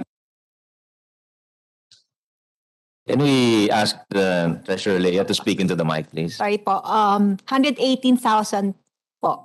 10,000. Sa 110 million Filipinos po. Kaya nga, so kung mag-welcome tayo ng bagong panganak na Pilipino, ang utang niya ay 118,000. Pero siyempre, ang justification naman ninyo, hindi naman yung due kaagad eh. Alam ko na yan, narinig ko na lahat yan. Pero ang gusto ko sabihin siguro, let's go beyond the metrics, no? Yung metrics pinaglalaroan eh. That 60% used to be an EU standard. You cannot be accepted to be a member of the EU if you go beyond that 60% debt to GDP ratio. Pero nung di ba, Secretary, nung nagkahirap-hirap din sila, I think they abandoned that standard. But to the credit of the Marcos administration and the economic planners, I think you are the first administration that came up with a medium-term fiscal framework to guide the administration for its entire 6 years in office, and which manifests the desire, because maybe the president has a scientific background in it, or really is interested in science, the desire that his administration be able to be measured objectively, so that you can say whether he's a success in this particular endeavor or not a success. Nakita ko po yung effort na yun. So, to the credit of this administration, we will give credit where credit is due. Okay, and then yung effort ninyo to bring it down to bring the debt to GDP ratio below 60% Will be around 51% by the end of by this the end term. of the term, 51%. Okay. Yes. Okay, pero yun na nga, ang danger lang mga kababayan, give the fragility of our economy, itong 3.6 revenues natin, saan ba ito nanggagaling, grabe ang fragility, because nag-39% na tayo eh. Tama ba? Once upon a time, We started the debt to GDP ratio at 39% before the pandemic. Correct. Your Honor. So, it took a pandemic to bring us all the way up to 65, 63, 62%. 62%. Yeah. So, We have to borrow money for the vaccines. Yeah. kaya nga po. So, even if... Kasi kung hindi po naman tayo ng hiram, siguro wala. Lugmok pa rin ho tayo at the moment. To place that in perspective, Your Honor, Mr. Secretary, other countries, we're not the only one in the world who is upping their debt to GDP ratio. And in fact, some have breached the 100% mark, if I'm not Some mistaken. countries may have 200, 300% of their, like Greece, for example, or Japan, for Japan is at example. over 100%, di ba? 300% po. Malaysia is also, how much is Malaysia? More than 100. More than 100. Huh? Just to put that in perspective, Your Honor. Yes, pero siyempre everything should be taken in context. That's the larger context of your question, Your Honor. In context, Japan, 250 yung last figure ko, maybe 300 na, but inutang niya sa mga big companies din niya in Japan, and they produce a lot of things. So, sa Japan, money in sila, money in, because they import money in. So, well, anyway, it's good. And the effort, I appreciate the effort para ma-measure po talaga natin. At the end of the term, umabot ba tayo ng 51? Poverty incidence ba talagang nag-9%? I just hope that we do not change the definition of who is poor. We stick when we say that the poverty incidence rate will be brought down to 9% at the end of the year, Use the international definition. stick to the Yes. at the start, the definition at the start para no para kasi kaya nung napansin ko sa when we measure underemployment, yan, gagalawin natin yung definition, bababa. Sometimes inflation, pati yung goods sa basket, iibahin. Babago talaga.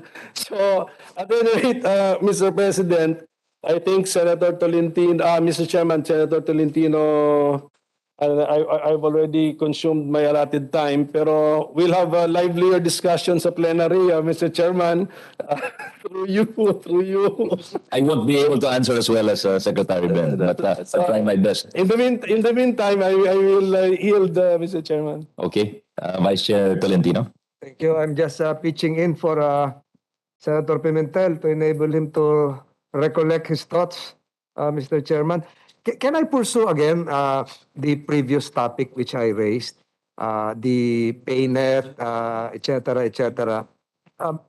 Mr. Secretary, are you aware that while you claim that CBDC study was concluded and the result would be not in favor of pursuing it to the fullest extent, like what other countries are doing, that two countries just recently launched its CBDC, the Central Bank of Bahamas, the Bank of Jamaica, 2022, and 13 countries are in the pilot stage, like China, France, Canada, United Arab Emirates, etc., etc.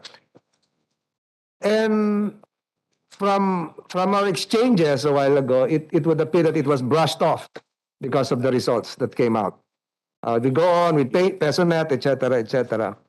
But there is such a good concept coming from the platform that I have been saying, the blockchain, the peer-to-peer platform, anonymous, and then validated by other members, which can result in government efficiency, which can result in what they call now smart contracts, Your Honor.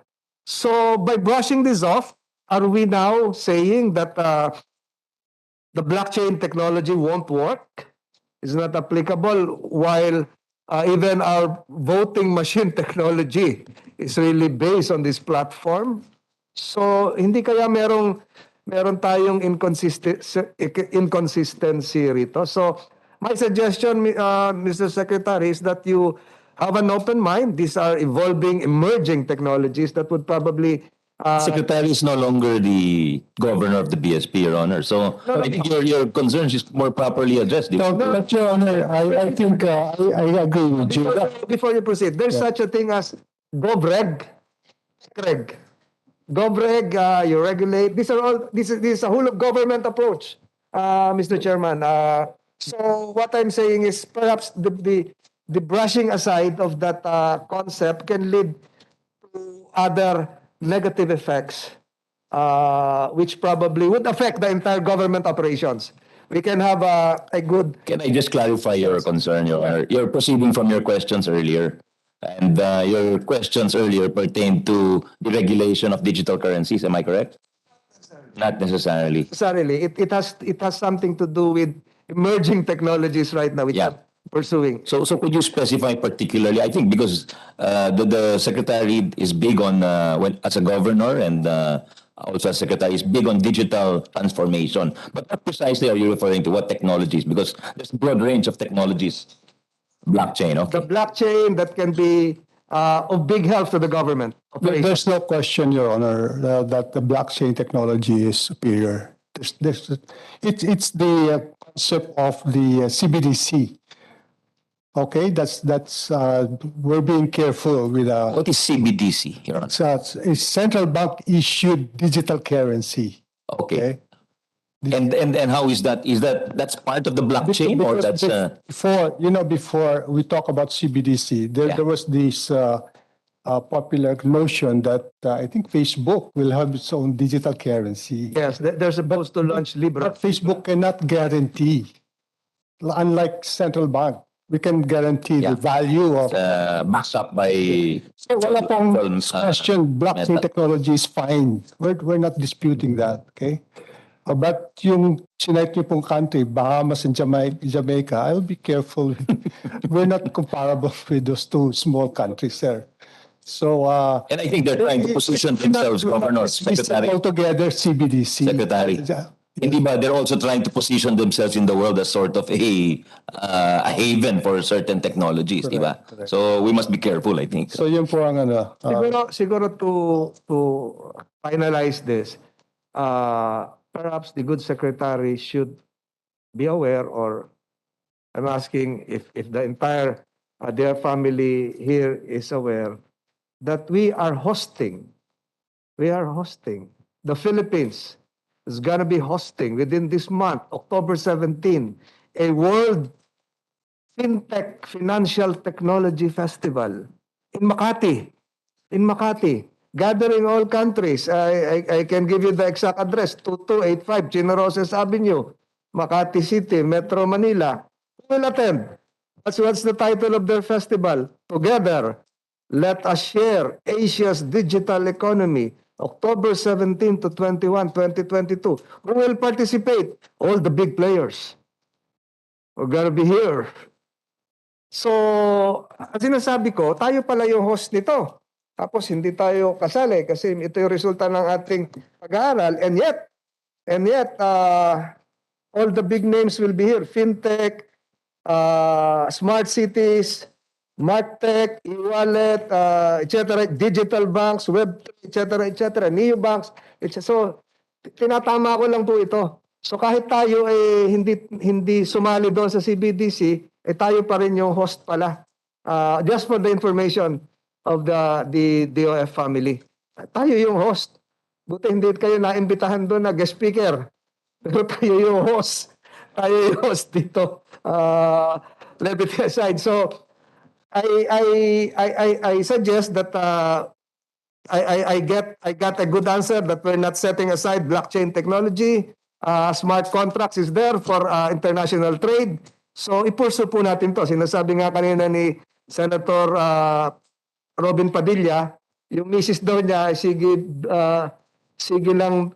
bayad sa digital currency. Baka daw kung illegal na ito, baka daw mawala yung investment nila dahil nag-i-endorse sila. Hindi ko ma-rephrase ng tama, Senator Padilla. Perhaps you can reformulate that question, Your Honor.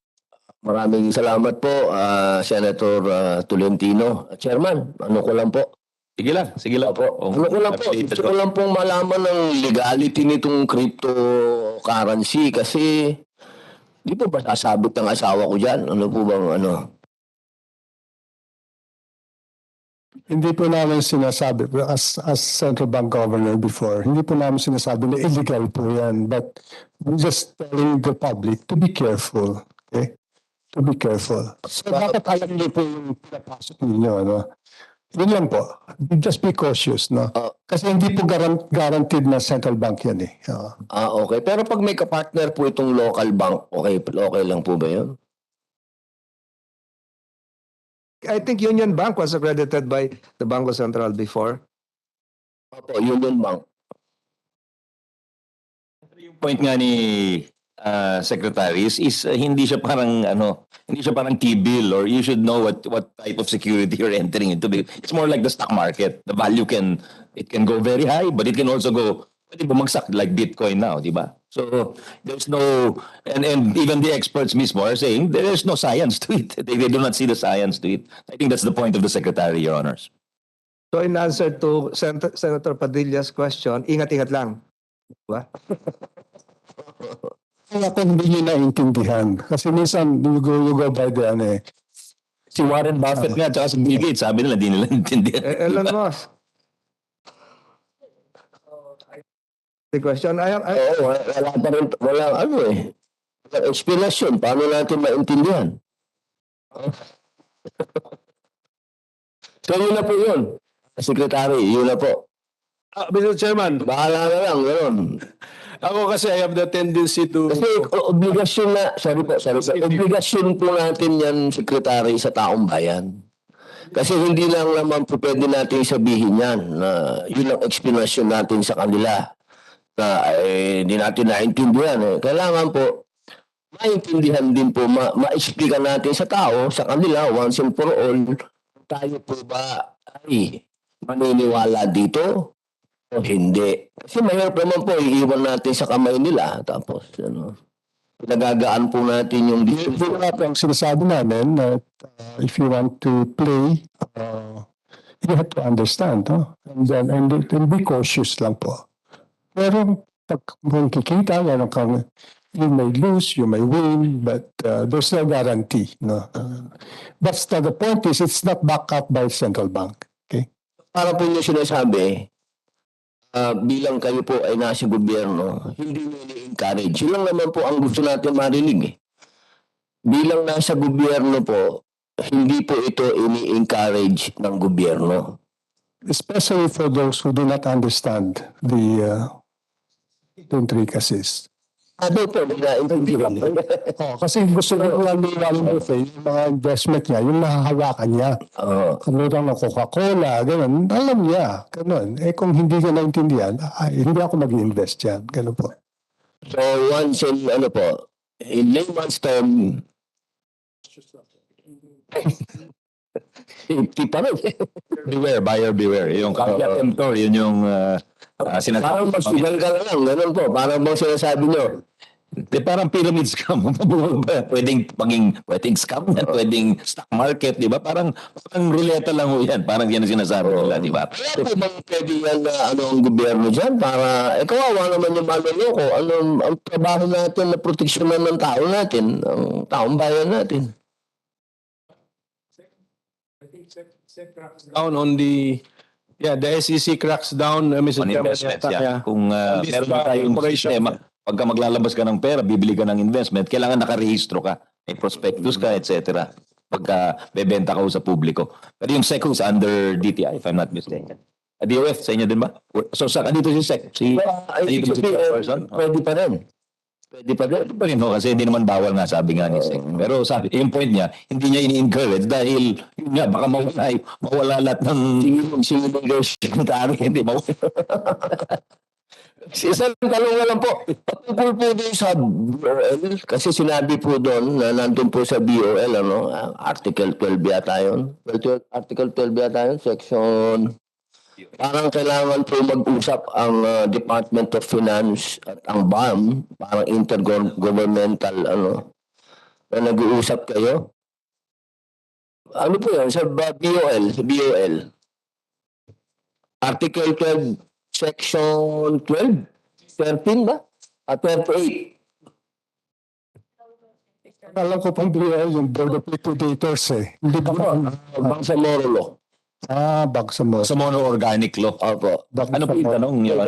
Dito doon, na kailangan mag-usap ang BOF at ang Bangsamoro patungkol sa mga finances nila, taxes. Kayo po, kamusta po? Kamusta po ang pag-uusap po ninyo ng BOF? Ako po dyan, inassign na po namin si Secretary Pangandaman kasi Muslim po si on that. So alam ko DBM. Di Oh, Mina. So that's on Thursday, no? Pwede natin tanongin sa Thursday, Your Honor, kung yun siya. So hindi na po kayo kasi parang sa batas kailangan secretary.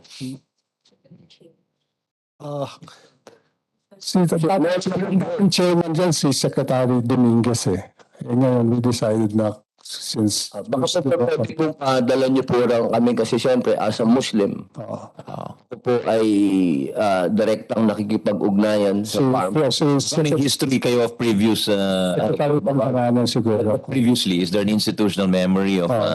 if there is any, could you furnish, no? Nakipag-usap po naman si dati si Secretary. Opo. Madami nga siyang laging bisita ng mga Muslim at that time Opo, baka pwede po kami padalan lang yung Sige, what has Ilang, kung nasaan na po kayo, ano po. Maraming salamat po. Thank you. okay na. Okay na, thank you, Senator Robert. Senator Francis, may naisip ka na naman. Mr. Chair, reclaiming my time, can I have Securities and It says here you have no time left, Your Honor. Securities and actually. Exchange Commission, since SEC is under DOF? Who is the representative of SEC? The SEC, I think, is online, yeah.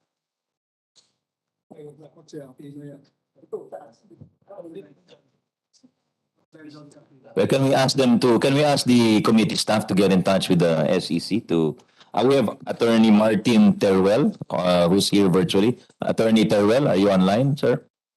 Is he the chairman? Hindi. Can you ask Chairman Aquino to, in case he, Secretary is here. The chairman is just represented. di na sila tumatanggap ng budget sa atin, kaya hindi na nag-attend, Your Honor. dati may tinatanggap Just silang some budget. policy questions addressed to the chair Yes. of this Securities and Exchange Commission. Nabuksan na kanina. Are you present virtually? Well, we're checking now. Andiyan ba siya? Wala pa at the moment, Your Honor. So in the meantime, while we're waiting for the SEC chairperson, I'd just like to make some requests for information so as not to further detain the DOF. Sa BLGF, I'd like to request the revenue collection of LGUs broken down per LGU type for the last 10 years maybe. And also the debt level of the LGUs. And then for the secretary and whoever attached agency for PPPs, what is the approach now to PPPs? And I read an article about insurance firms being involved in the, are they allowed legally to invest in these types of things? Well, maybe just study the matter and get back to us. And then sa BOC naman, yung single window, pinapatanong sa akin ni Senator Robin, kumusta na yung digitalization? Ang sagot ko sa kanya, congressman pa lang ako, pinag-uusapan na yung single window ng customs. Sa ngayon, hindi pa siya kompleto. Laging merong bungi. So can we ask how far along are we for that single window? Hingi na lang po namin. Or if you want to answer now, you're free to answer now, Commissioner. No? Yes, Your Honor. Regarding the digitalization, we are already at 91%, Your Honor. O doon yung single window. At saka Yes, Your Honor. parang ang huling sabi dun is yung ibang DA agencies hindi pa parang hindi pa sila involved or ano ba yun? Yes, What's yes, the Your latest update there? We are presently, Kasi pag ganyan katagal, baka sinasadya na talagang ayaw magpasama di ba? I could not comment on. So 91%. So what is the hindrance to achieving 100%? Or what is needed to achieve 100% of digitalization? We have to fully implement the customs modernization program, Your Honor. But unfortunately, there's a regional trial court order preventing us from fully implementing the customs modernization program. What case is that and in what sangsala ho yan? I am not very particular with the specifics, Your Honor, but it is the case of OmniPrime versus Bureau of Customs, Your Honor. RTC ho to in saan ho final yan? Manila or? Let me check my data, Your Honor. Sige, you can furnish us the data. Furnish nyo na lang po, Commissioner. Yes, Your Honor. Yeah. Anyway, can we ask now if Chairperson Aquino is online? Sana maramdaman natin yung 91%.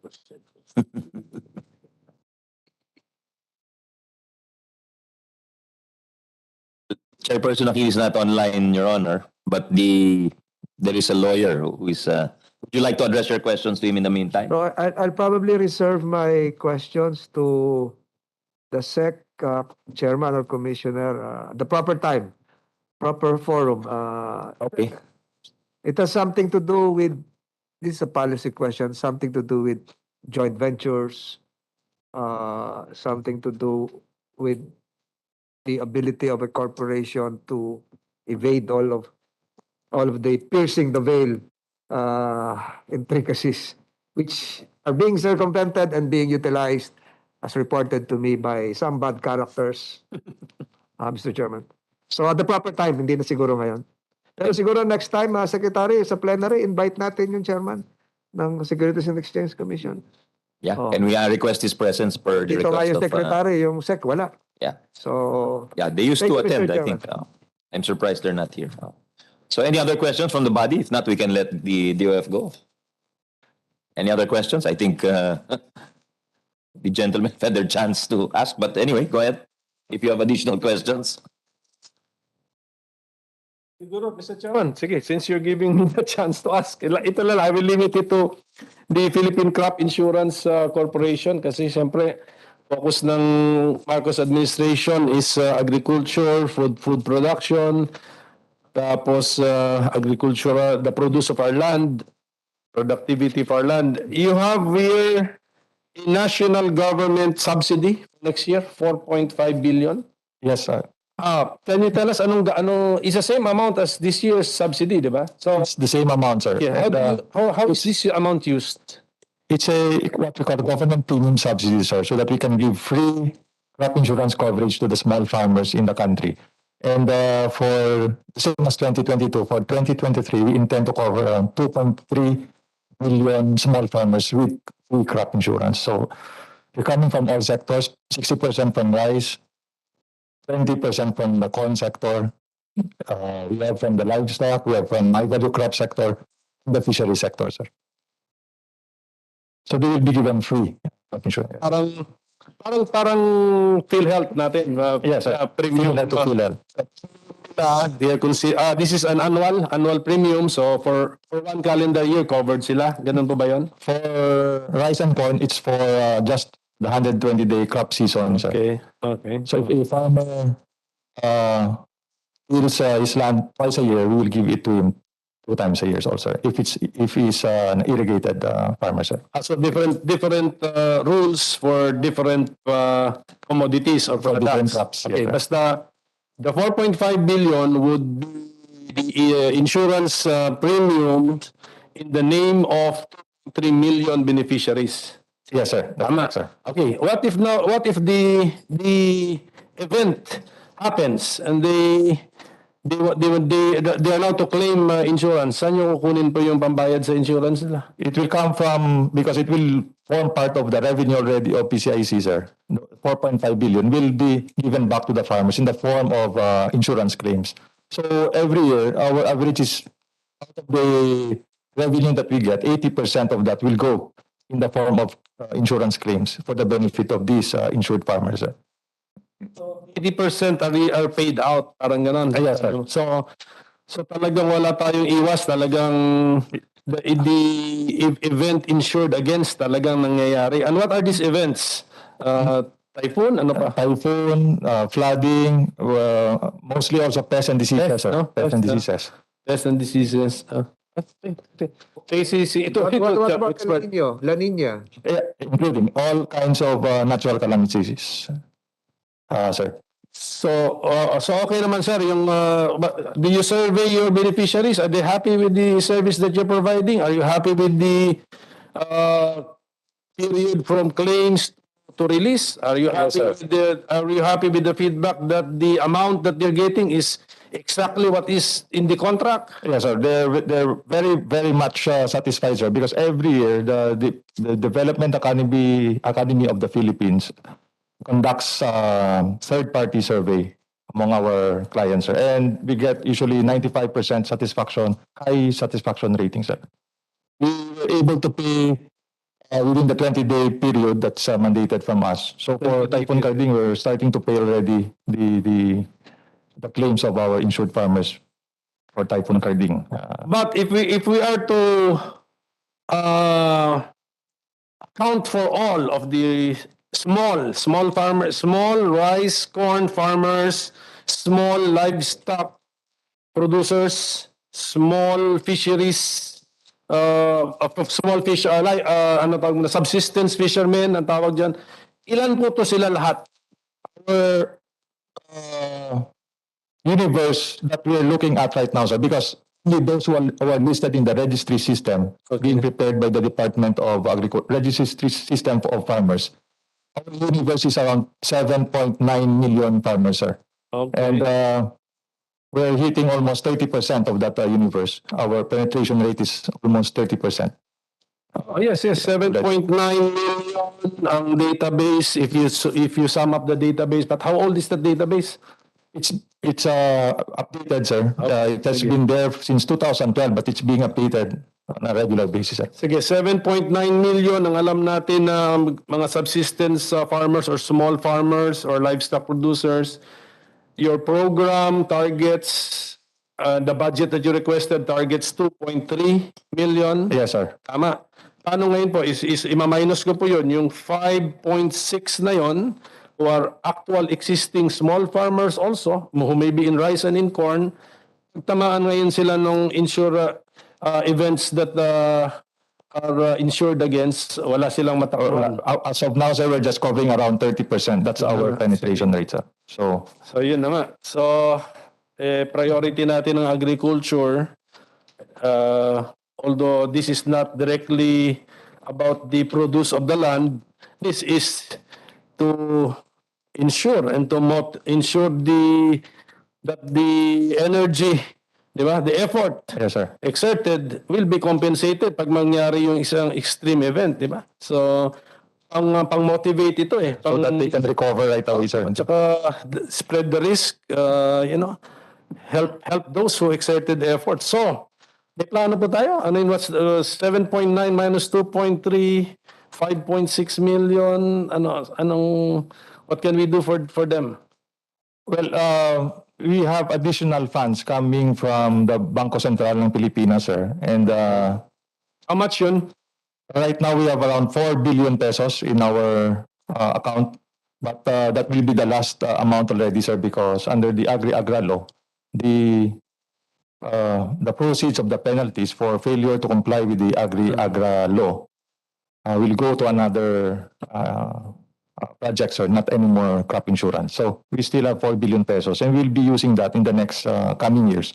How can you use it to help the 5.6 uninsured when you don't have a relationship or a contract with them? It's already with us, sir. The money is already with PCLC. We will be using that money in 2023, 2024 while it's there, and we will cover the other farmers who will not be covered under the GAA, sir.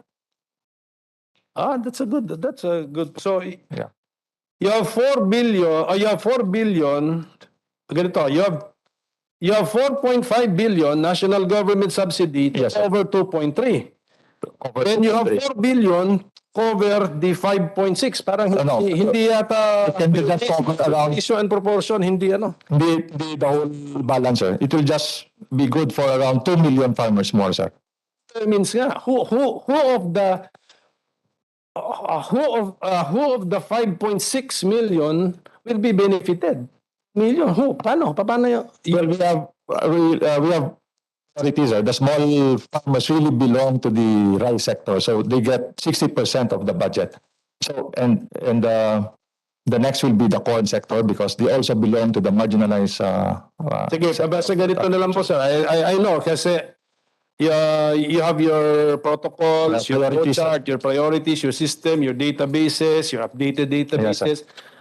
Ngayon lang natin marinig kung may marinig tayong mga reklamo. So, yun na lang pa yung monitor natin. At saka, siguro sa next year, Mr. Chairman, pasubmit naman natin ito. Or sa plenary, pasubmit naman tayo ng parang accomplishment report. Kasi Yes, sir. ito very, para sa akin, in my opinion, given the focus on agriculture, this is a very critical component in agricultural productivity. Yes, sir. We will submit to the committee, sir.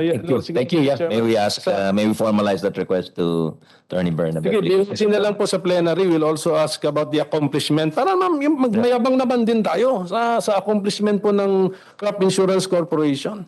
Yes, sir. Thank you, Mr. Chairman. Chairman, I thought the minority leader would be inclined to propose an amendatory law that will change all of this into a Philippine Crop and Sugar Insurance Corporation. Sugar Insurance Corporation. Sugar is not part, right? It is, sir. It is. High-value crops are included, sir. How come it's not indicated in your... We cover sugar, but at a very minimal. Because one of the reasons why one of the reasons why importation is going on is because of natural calamities. Yes, sir. And if it's covered, perhaps the small sugar cane farmers can be recompensated and be part of that program that would not result in massive importation. We have, Anong efforts yes, sir. na anong efforts nyo dyan in your collateral relationship with the Sugar Regulatory Administration? Well, we coordinate with them, sir, but it's sugar kasi it's quite a sturdy kind of crop. That's why the farmers, it's very difficult to encourage them to enroll with PCIC. If they're not enrolling with us, we cannot cover them, sir. Like yung Has there typhoon been an instance wherein a sugar farmer has enrolled? yes, sir. We have coverage, but very minimal in Negros, in Iloilo. But it's only now that they're beginning to realize after Typhoon Odette last year, sir, na they should enroll because it's anyway for the small farmers, it's being given for free. So it's really hard, even if it's free, sir. Very hard to convince them to enroll. So, mostly rice talaga ang nag-enroll, sir. So I think you should have your own marketing efforts to Kaya we do that, sir. even the big haciendas to join. Yes, sir. Kasi may mga maliliit na farmers din. Yes, sir. Sugar. Yung biggest and sir, they have to pay for their crop insurance. I think it's also hard to encourage them also because they have to pay because they're not qualified for the free insurance, the haciendas. Or with you being a member likewise of the board of SRA would help, right? Yes, sir. So kung member ng board ng Philippine Crop Insurance, ng Sugar Regulatory Administration, you'll be part of that policy making process. Would it help? It will help, sir. I got you. Siguro, Mr. Chairman, I have an additional input here. During the period of amendments, we can have that as part of the SRA. Yes. Thank you, Mr. Chairman. Thank you, Vice Chair Francis. Thank you, Minority Leader. So, if there are no other questions, I think we can terminate the briefing of the DOF and thank the DOF family, Secretary Ben, led by Secretary Ben, Commissioner Lilia, Commissioner Yogi, Treasurer Leia, and DOF, other DOF officials. Salamat ng marami for briefing us this morning, and we will favorably recommend your budget Thank you very much. to plenary. Salamat po. Salamat.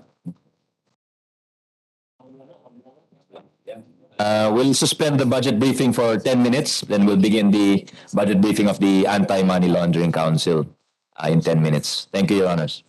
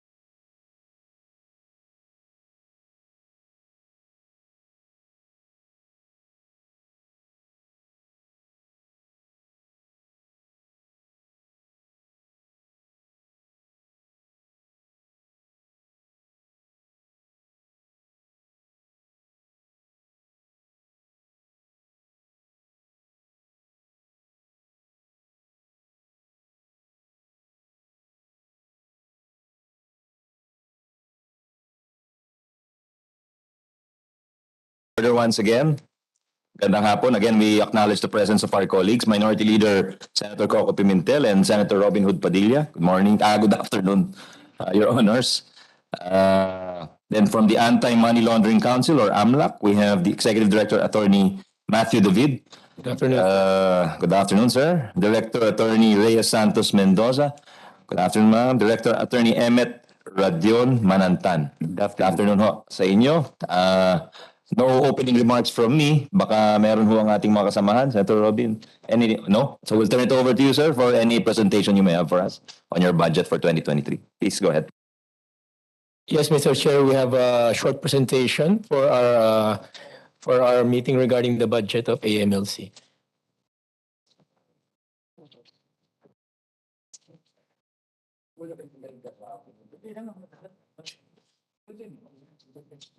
This will be a presentation regarding a proposed budget for 2023 of the Anti-Money Laundering Council. Next slide, please. Basically, the Anti-Money Laundering Council implements the at least three legislations. One is the Anti-Money Laundering Act of 2020, 2001, the Terrorism Financing Prevention and Suppression Act, and certain provisions of the Anti-Terrorism Act of 2020. Under the AMLA law as amended, the AMLC is authorized to conduct investigations for money laundering and terrorism financing. It is also the Financial Intelligence Unit of the Philippines, having the authority to analyze and evaluate CTRs or STRs, corporate transaction reports, and suspicious transaction reports. Under the Terrorism Financing and Suppression Act, the AMLC is authorized to investigate terrorism financing and implement targeted financial sanctions under the UN Security Council resolutions regarding designated terrorist groups and individuals. Next slide, please.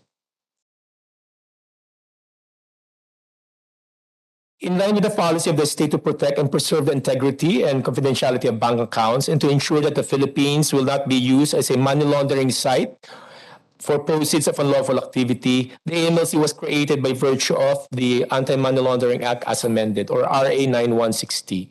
The AMLC's main task, as I mentioned a while ago, is to conduct money laundering investigations, terrorism financing investigations, and to serve as FIU, or Financial Intelligence Unit of the Philippines. Next slide. Basically, the AMLC has the following organizational chart. It is headed by the Anti-Money Laundering Secretariat, is headed by the Executive Director. But however, it has an Anti-Money Laundering Council proper, which is composed of the Governor of the Bangko Sentral ng Pilipinas, the Insurance Commissioner, and also the SEC Chairperson. It is an implementing unit, which is the Secretariat, which is headed by the Executive Director. We have three major departments inside the AMLC Secretariat. One is the Office of the Executive Director. Another one is the Investigation and Enforcement Department, which is headed by Attorney Emmet Manantan here. And the Detection and Prevention Department, headed by Director Jerry Leal. Next slide.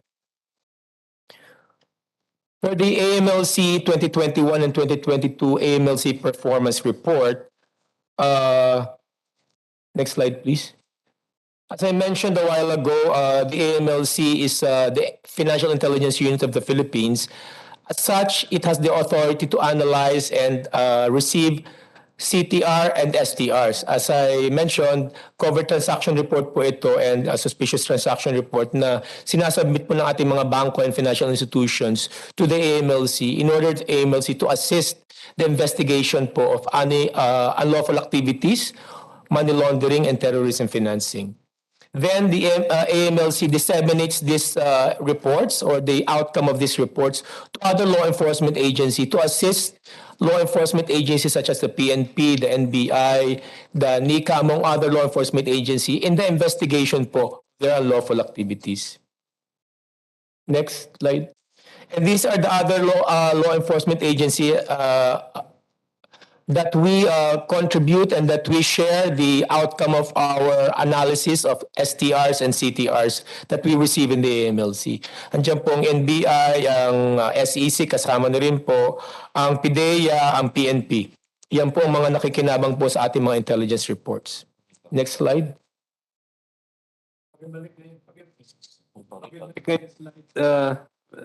Attorney David. Yes po. Previous slide. And I'm just looking at the seal. Hindi, yung seals, tinitignan ko yung seal. Ayan, so we have the Republic of Indonesia at saka yung Bangko Sentral ng Pilipinas. Medyo, Yes, Senator. Tama pala yung sa Mr. Chairman, si Senator Padilla, na andun nung sa interpellation natin dun sa banknotes natin. Ayan po. So may pumansin na yung bagong logo ng ating Bangko Sentral reminds him of the Republic of Indonesia logo. So, yun lang, so napansin ko rin dito. So, thank you. Thank you for that, Attorney David. Yes po. Just po, background, we share also our information to the Bangko Sentral ng Pilipinas because the Bangko Sentral ng Pilipinas supervises financial institutions and banks also. And they have used regarding our financial information.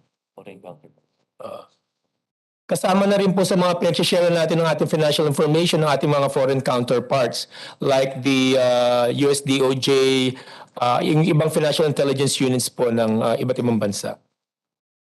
Next slide. Yes, ito po yung na-mention ko na kanina. We analyze, evaluate, and collect financial information regarding potential money laundering and terrorism financing information and disseminate the same to other authorized end users. Next slide.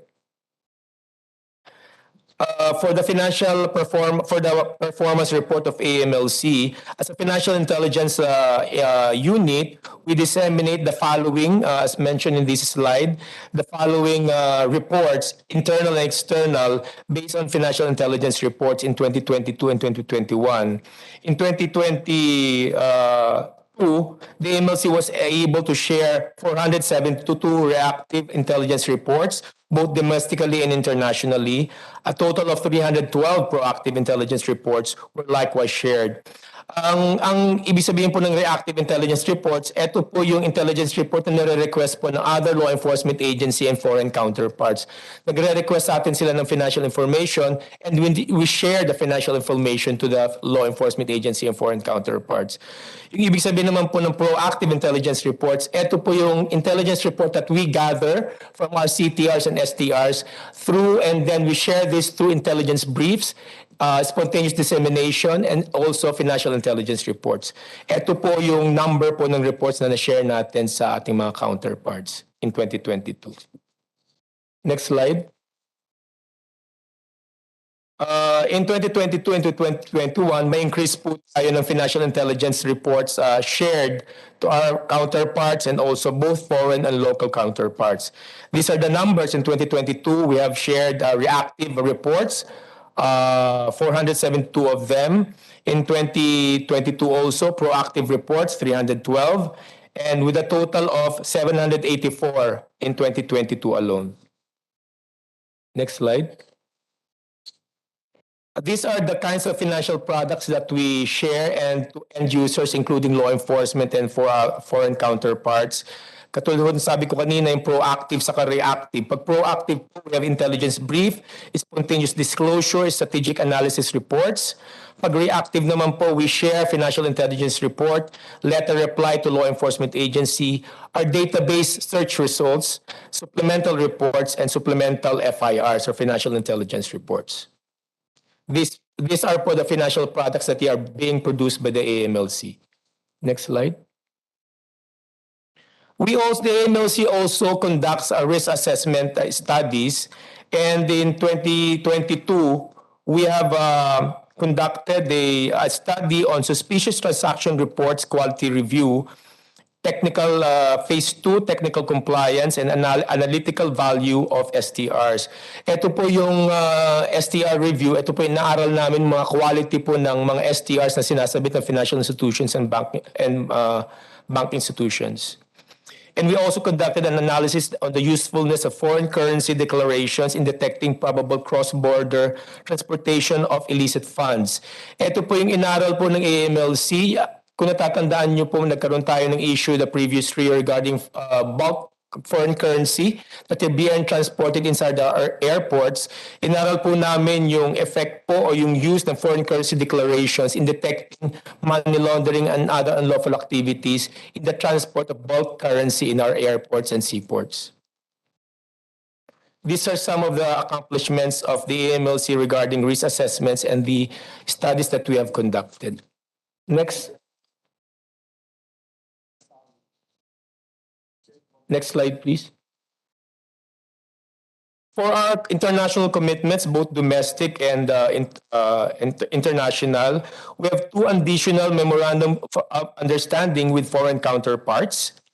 And the total now, we have a memorandum of understanding with our foreign counterparts, 52 MOUs with foreign counterparts.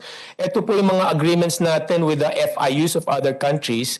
Ang purpose po ng mga MOU na to ay, yun nga ho, katulad sabi ko kanina, yung data sharing, yung mga analysis po ng ating reports ay sineshare po natin sa ating foreign counterparts. Before we can share with intelligence information with our foreign counterparts, we have to have an MOU first. Without the MOU, hindi po tayo pwede mag-share sa kanila intelligence information. Next slide. We also conducted the AMLC CTF Summit, or the Anti-Money Laundering and Countering the Terrorism of Financing Summit in Manila last year. Also in 2021, we also had CTF Summit. In 2020 also we had the CTF Summit. This year we'll be conducting another CTF AML Summit also in Manila. This is a main project of the AMLC wherein we gather different representatives of different covered persons, experts in the area of AML and CTF, or countering the terrorism and financing, and we conduct lectures, webinars, and trainings for the AML CTF Summit of AMLC. For our participation in international assessment, as you very well know, the Philippines now is under the gray list of the FATF. We have participated in the Financial Action Task Force International Cooperative Review Group, yung ICRG process po natin, kung saan gray listed po yung Pilipinas.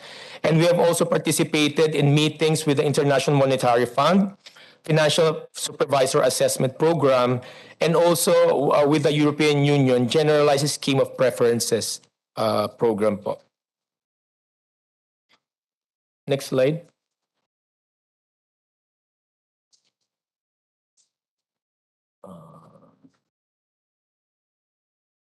As I mentioned po a while ago, we conduct money laundering, terrorism financing investigations. And these are some of the statistics that we, some of the cases that we have filed for in 2022 and 2021. Sa AMLC po, kami rin po initiate ng filing ng freeze order. Kung mababasa niyo po sa dyaryo, every now and then, nagfa-file po kami ng petition for freeze order against the bank accounts and assets of those individuals or organizations involved in money laundering and terrorism financing. We freeze these accounts if they are related to the unlawful activity, katulad po ng fraud, trafficking, drug trafficking, SRC violation or security investigations violation, OSAI cases, among other unlawful activity.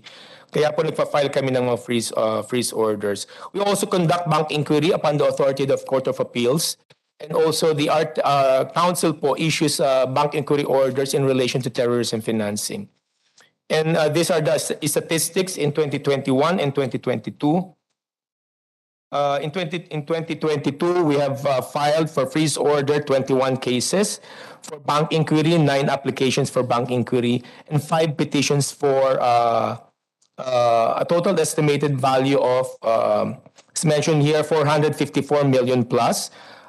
Those are the valuated assets only, and among other real property and personal properties that are not yet valuated.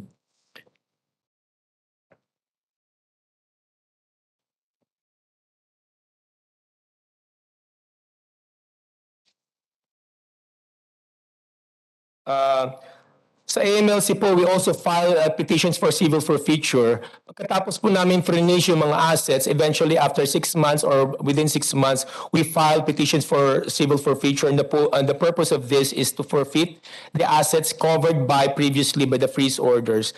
And then eventually these assets will be turned over to the national government through the Bureau of Treasury. And these are the statistics po that we have accomplished in 2022. We have filed 7 petitions for civil forfeiture involving cash of 66 million, several foreign currency deposits, USD and Euro deposits, real properties, motor vehicles, and among other personal properties. Next slide. In 2022, we also filed for terrorism financing. We filed rather for money laundering complaints. We have filed 19 complaints for money laundering and terrorism financing in 2022. We have filed also 3 formal charges, administrative charges against financial institutions for violations of the AMLA and the rules and regulations of the Anti-Money Laundering Council. Next slide. For the breakdown of assets per predicate offense, if you, just for the information po of Mr. Chair, yung mga pinafile po namin ng mga civil forfeiture, binibreakdown po namin to a lawful activity. For example, if you were observed, number 1 po dito yung mga violation po ng anti-drugs, yung Comprehensive Drugs Act. Kung makikita niyo po, yan po pinakamarami naming na-forfeit or na frozen na mga assets po. As of 2022, we have frozen 400 million plus in pesos. We have also foreign currency, motor vehicles, and real properties. These are for the frozen assets related to the unlawful activity of drug trafficking. For terrorism financing, we have frozen 2.1 million last year in 2022 alone, and we have also frozen by virtue of sanction freeze orders for terrorism financing 585,000 pesos and other foreign currencies. Next slide. For corruption, we have forfeited 138,000 in 2022 alone. For fraud, 330,000. In other crimes, we have not yet frozen any accounts or assets for other crimes. Just for fraud, corruption, drugs, and terrorism financing. Next slide. And we have also conducted capacity building activities for our law enforcement agency and government agencies in relation to the AMLA law, the Terrorism Financing Act, and the ATA, and the Anti-Terrorism Act. Next slide. Executive Order number 68 is about the National Anti-Money Laundering and Countering the Financing of Terrorism Strategy, which is the NACS. This is a strategic and collective response to the risk identified and provides for whole-of-government approach regarding AML and CFT efforts. It enables the government and the private sector to coordinate and make a strategic approach towards combating money laundering and terrorism financing. Noong pong 2021, the NAC conducted 2 meetings in February and May of 2021. In 2022, we will be conducting another meeting of the NAC, and the NAC is headed by the Executive Secretary. Next. Another mandate of the AMLC is that it is a supervisor of covered persons. Covered persons include banks and financial institutions and other DNFBPs po, yung mga professions like CPAs and lawyers. As an efficient supervisor, it ensures compliance of covered persons with the AMLC rules and regulations by conducting regular and targeted on-site examination, off-site supervision of covered persons. It also undertakes studies on money laundering or ML and terrorism financing trends and standards for the adoption of the necessary policy, rules, and regulations and guidance. The AMLC also issues and publicizes the AMLC regulatory issuance number 5, which is about the enforcement action guidelines of the AMLC. The enforcement action guidelines of the AMLC were released in 2021, which involves implementation of 101 enforcement actions against covered persons, banks and financial institutions, particularly po regarding reduced assessment, warning letters, compliance letters, and notarized commitments. This po, I mentioned this because these are the penalties being imposed against covered persons, banks, financial institutions, among other covered persons, if they violate the AMLA or any rules and regulations of the Anti-Money Laundering Council. What's the heaviest administrative penalty that you can impose? They come in millions, Mr. Chair. The last, we don't have the statistics now, but the last imposition of administrative penalty that I can remember is 15 million against a covered person. Under your guidelines, what is the heaviest you can impose?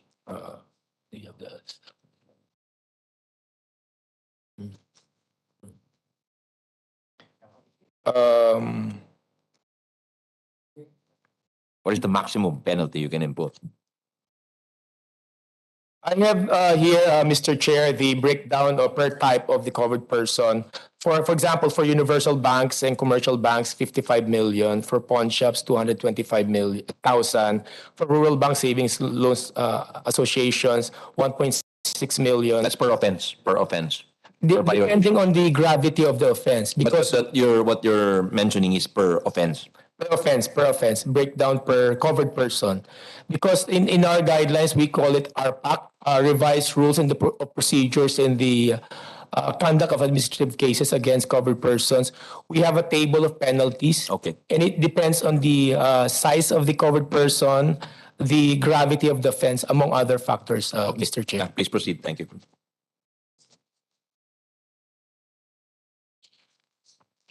Next slide, please. Results.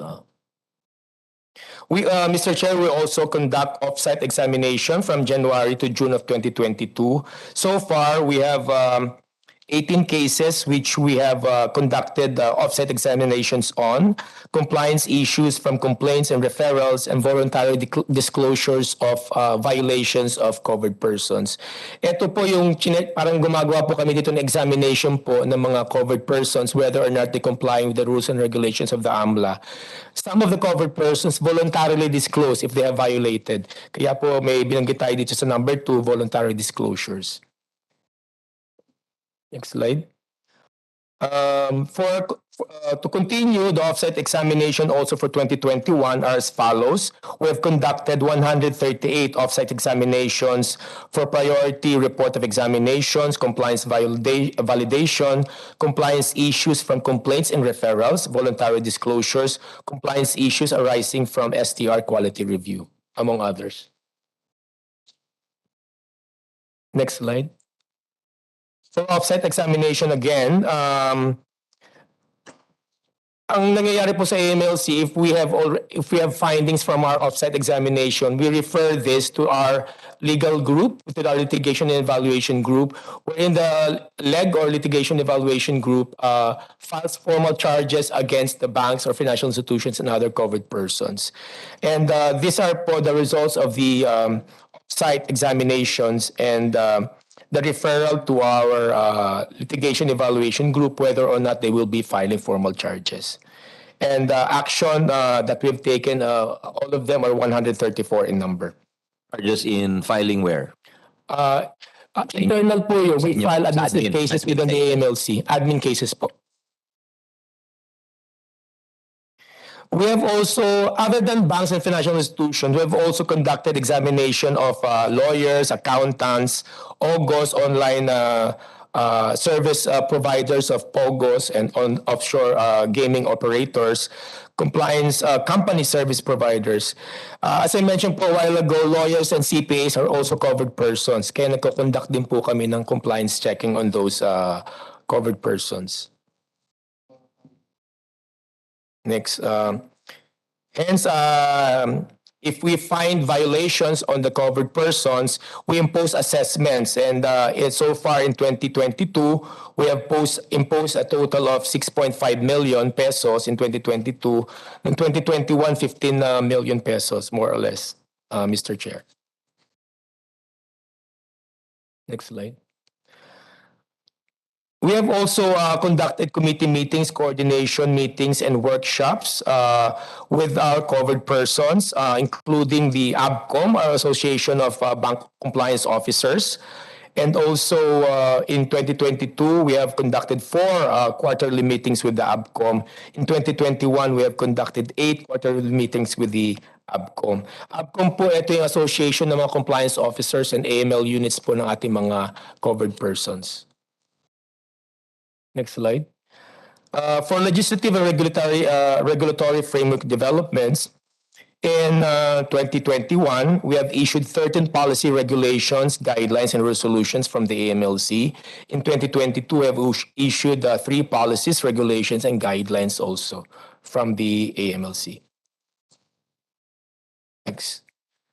For registration of covered person, as of June 30, 2022, there are already 10,977 covered persons registered with AMLC. This includes BSP supervised entities, SEC supervised entities, Insurance Commission supervised entities, those entities supervised by PAGCOR, CESA, APECO, and other DNFBPs. Next slide. As a national government agency, the AMLC is also composed, as I mentioned a while ago, of the council and different operating units, composed of the investigation group, the detection prevention group, and the office of the executive director. For the comparative approved budget, Mr. Chair, I'd like to turn over the floor to our director, Director Rhea Mendoza, to discuss the approved budget. Good afternoon, Mr. Chair. Yes, for the next succeeding slides, this will be about the budget of the AMLC. This slide shows the comparative approved budget for the years 2021 to 2023. So for the fiscal year 2023, the National Expenditure Program budget is 108.8 million, which is composed of 103.9 million for MOE and 4.8 million for capital outlay. In the next slide, it could be shown here that there was a decrease of 26.14% of the approved budget as compared to our current budget based on the NEP that was given to AMLC. And then on the next slide, this will also show the difference, which consists of 60.34% difference from the proposed budget of the AMLC in the amount of 274.3 million. You could also see here, Mr. Chair, the difference of the proposed budget when it comes to MOOE and capital outlays. In the next succeeding 2 slides, we provided a list of the programs, activities, and projects of the AMLC and also the difference brought about by the decrease of its proposed budget in the amount of 60.34% or 165.5 million.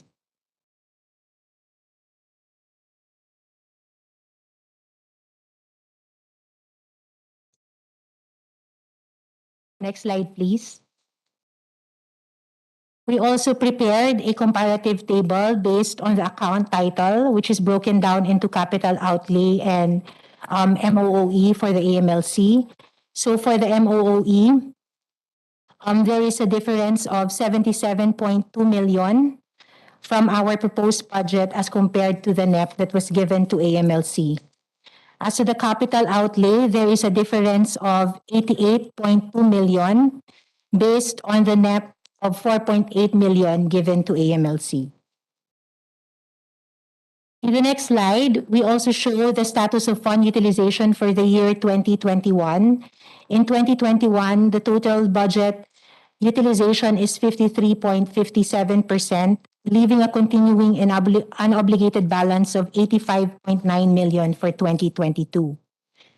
And for the fund utilization rate, as of June 30, 2022, the BUR is at 18.97%, And as of 30 September 2022, the BUR is at 34.05% and 14% for the continuing budget. We also are pleased to report to the chairman that the AMLC received a modified opinion from the Commission on Audit with regard to the fairness of presentation of the AMLC's financial statements as of December 31, 2021. And this is the second time that the AMLC received an unmodified opinion, same as in 2022. And for the last 3 slides of the AMLC presentation, we received a total of 5 COA findings and observations, but we're also pleased to report to the chairman that all of the action items under these 5 COA findings and observations have been fully implemented by the AMLC. Thank you, Mr. Chair. Thank you. Is that it for AMLAC? Okay na po. Sige, just a few concerns. Requests for information. You mentioned the figures from civil forfeiture, etc. Would you have the figure how much since the inception of AMLAC? Magkano na recover ever since? Mr. Chair, so far since inception of the AMLAC, so far we have frozen approximately 8 billion pesos, both accounts and real properties and personal properties, more or less. I can give you the more detailed statistics on that. You've frozen 8 billion. Yeah, sige, could you give me 8 billion. the details on that? And for na-freeze yun, is that doesn't automatically mean it's forfeited, di ba? Parang kasi there's pendency of litigation, or is that automatic forfeiture? Mr. Chair, as I mentioned a while ago, first the AMLC applies for a application of freezing. So what's the figure for forfeiture? Yes. If freezing is 8 billion, what's the figure for... The figure for forfeiture so far, Mr. Chair, and we have here the details. More or less, it's 3 billion pesos. Okay. What happened to the other 5 billion that was frozen? It's either they are still pending litigation under civil forfeiture that they are not yet forfeited, or some of them have not been forfeited because of due to they get the sufficient evidence. The exact correspondence of how much is still pending litigation and how much is no longer subject to forfeiture. Mr. Chair, as of from 2003 to 2022, these are the following figure. For forfeited and turned over to the national government is 93 million 400 pesos. Forfeited but pending execution, it's 95 million 779. Forfeited but waiting rate of execution, it's 16 million 584. For forfeited but with appeal, may mga ina-appeal pa po, 35 million 612 pesos. Forfeited and turned over to the Office of the Ombudsman. These are the corruption-related assets, 110 million 835. For forfeited and turned over to the other jurisdiction. Can I ask a question about yung sa Ombudsman? Yes, sir. What happens when it's turned over to the Ombudsman? Mr. Chair, it is the Ombudsman that applies for the civil forfeiture of these assets. It's not the AMLC. Okay. Pag corruption sa kanila. Pag corruption nothing related. goes to... Yes, yes. Okay. And would you know where it goes? Do they turn it over to the Treasury or... I believe so, sir. They turn it over to the BTR. Okay. Sige, please proceed with what you were saying earlier. And for forfeited and returned to the victims, because some of the civil forfeiture cases, there are third-party complainants, like ito po yung mga multi-level marketing, pyramiding, kaya po yung iba nag-apply ng third-party claims. And some of this are returned to them, 1,086,000 pesos. Some of also the forfeited are with pending incidents in courts, 8.4 million. Forfeited but with third-party claims, pending po yung third-party claims ng mga victims, 83,392 pesos. Yan po yung mga... Can I get a copy of that? Yes, You Mr. just Chair. read. Thank you. And the total of that is 3 billion. Since these are just the pending cases, Mr. Chair, these are just 1.2 billion. These are just pending cases as of 2022. Okay. So there's another 3.8 billion that was frozen. What happened to that?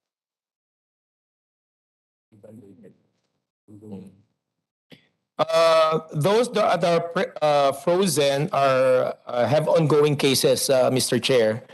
The cases could be still an application for freeze order, a civil forfeiture case, or whether it's for terrorism, financing, or for money laundering. Okay.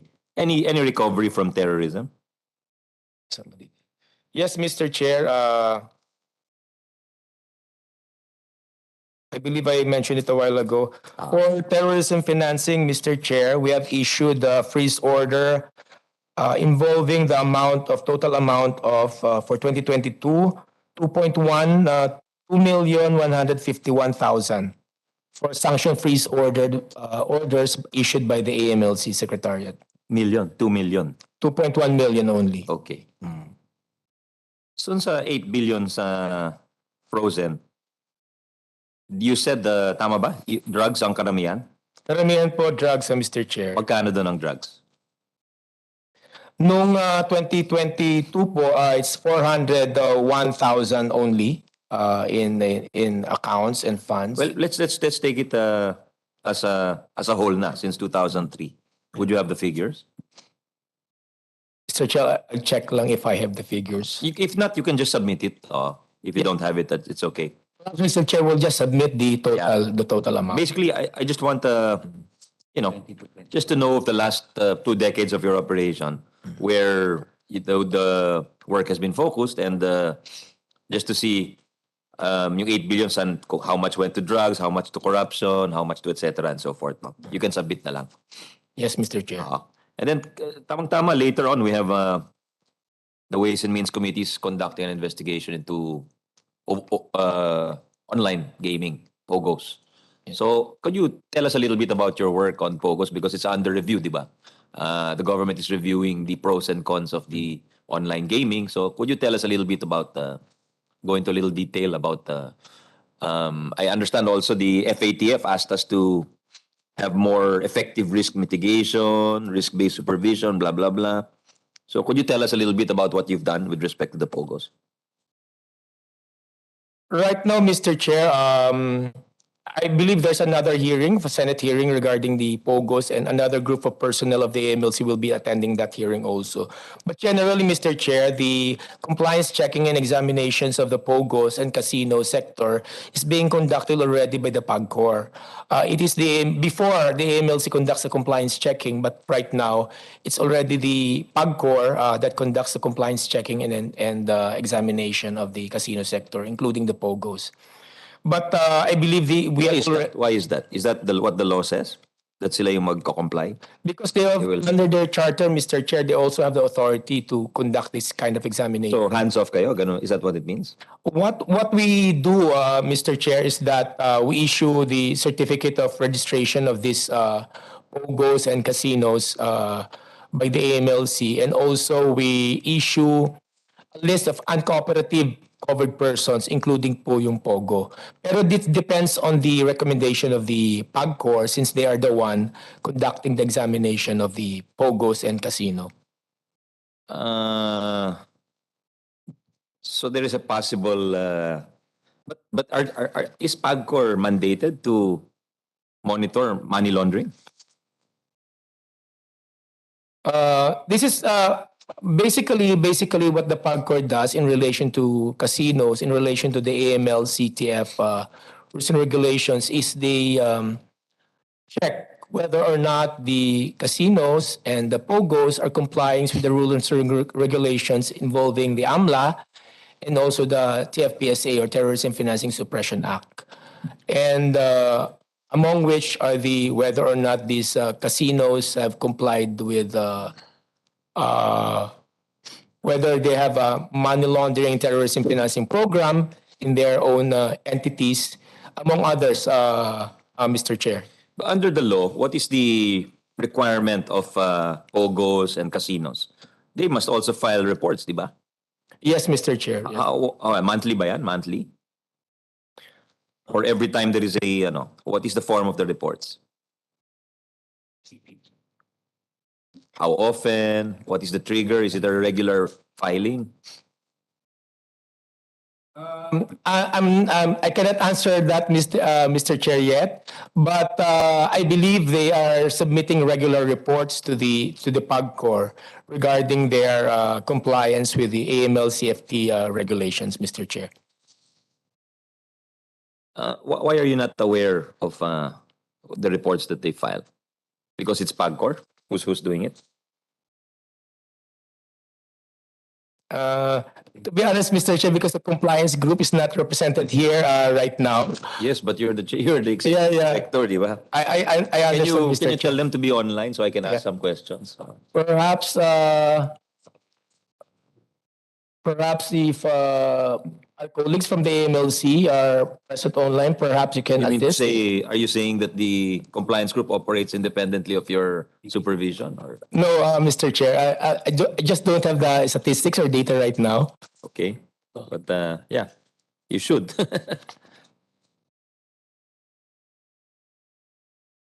So I'll appreciate you having anyone who knows online.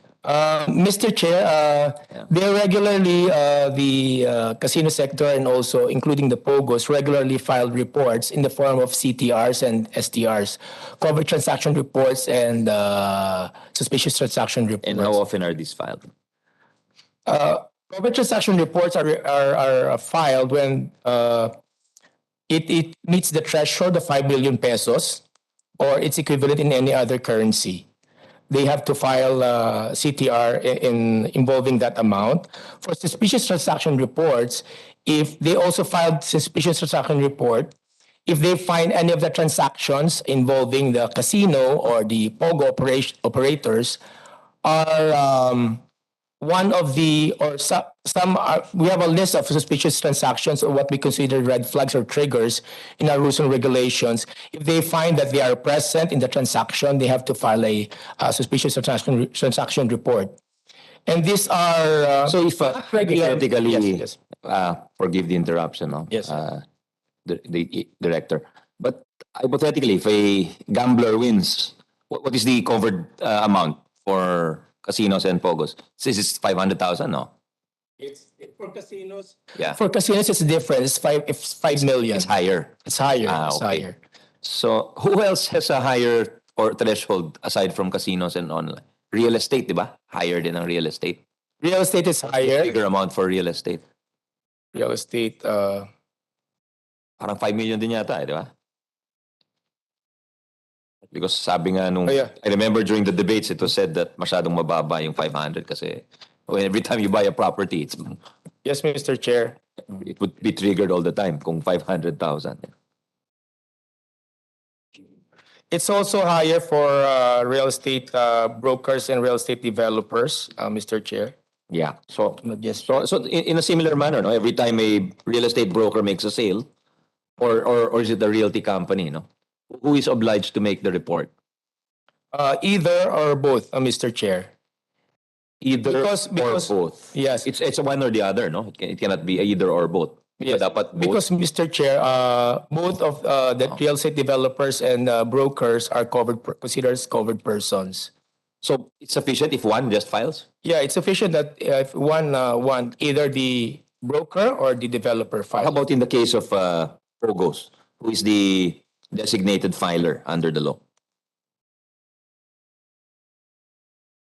It's the one designated, Mr. Chair, by the POGO company who is obligated to file the STR or CTR. If because, Mr. Chair, for example, the POGO has service providers, and service providers also are obligated to file their own CTR and STRs. Okay. And how many registered POGO and service providers does the AMLAC have? Filing reports. Mr. Chair, I'll just check. Okay.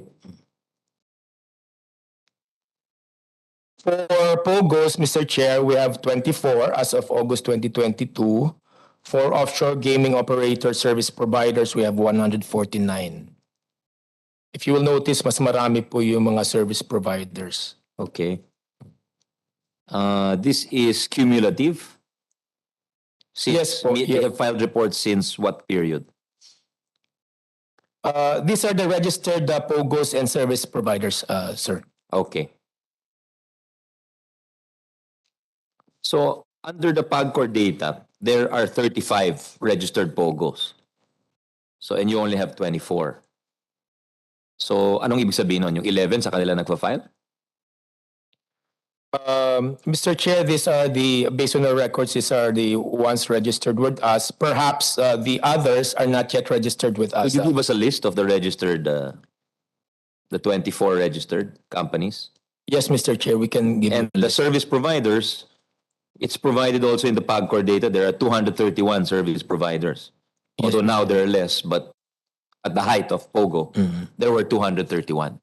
So you only have 149 Yes, there. Mr. Chair. That means may nakalusod doon na 80, 80 na hindi nag-file. So could you give us the list so we can cross-reference it with PAGCOR's data? Yes, sir, we'll give you a list, sir. And there is called a special class of BPO. Are you aware of this regarding POGO and service providers? Yes, have you ever encountered that term, Your Honor? It's my first time to encounter it, to be honest, so I won't be surprised if you say it's also your first time. It's also the first time I heard about that, Mr. Chair. Okay, well, sila lang tanungin namin. Ano yung But we yung will, special but we class? will check our list, Mr. Chair. Perhaps there are some special service providers that are described in such a way. When they register, do they pay a fee to you guys? They don't pay a fee, Mr. Chair. Okay, it's just registration. And how many CTRs and STRs have been filed by these actors, Your Honor? Mr. Chair, we're checking, but they have filed CTR and STRs.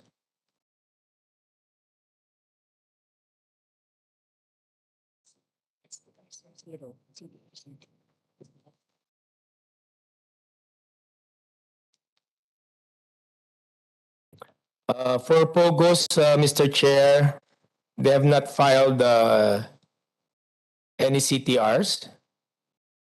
For offshore gaming operator service providers, they have filed a total of 502 CTRs, Mr. Chair. Do you have the dates for those CTRs? It's as of August 2022, Mr. Chair. Pero yung distribution niya, like how many were filed, for instance, in 2019? How many were filed in 2020, 2021? And for now, as of September 2022, how many were filed? Mr. Chair, I have here the values only for 2022, January to March is 264. For April to June 2022, it's 144. For July, it's 35 CTRs. And for August, it's 59 CTRs. Total of 502. That's only for this year then? For this year only. Yung 502? Yes, Mr. Chair. Okay. And with the total value, that's a total value of transactions of 7.5 billion just for this year alone. 7.5 billion. Okay. How about for 2021 and previous years? Mr. Chair, can we provide you later on with the 2021? Kasi yung hearing namin mamayang hapon. Ngayon actually. It's at 1:30, Okay. so I'd like the data. What time can you give it? We can immediately give it to you, Mr. Chair, after Sige, the sige. meeting. Can you give it to me at least before 1:30? Yes, Mr. Chair.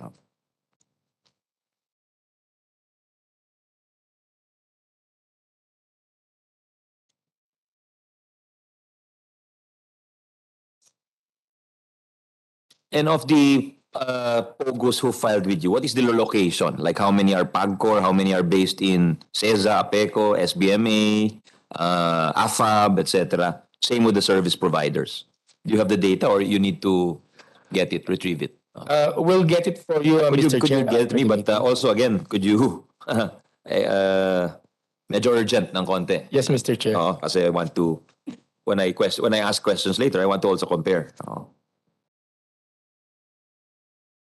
So it's just the companies who submit dito sa industry, sa POGOs.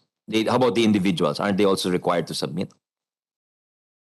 Mr. Chair, individuals who are players or Players or the owners or the executives, di ba? Like if they buy, do you have any record of that, for instance?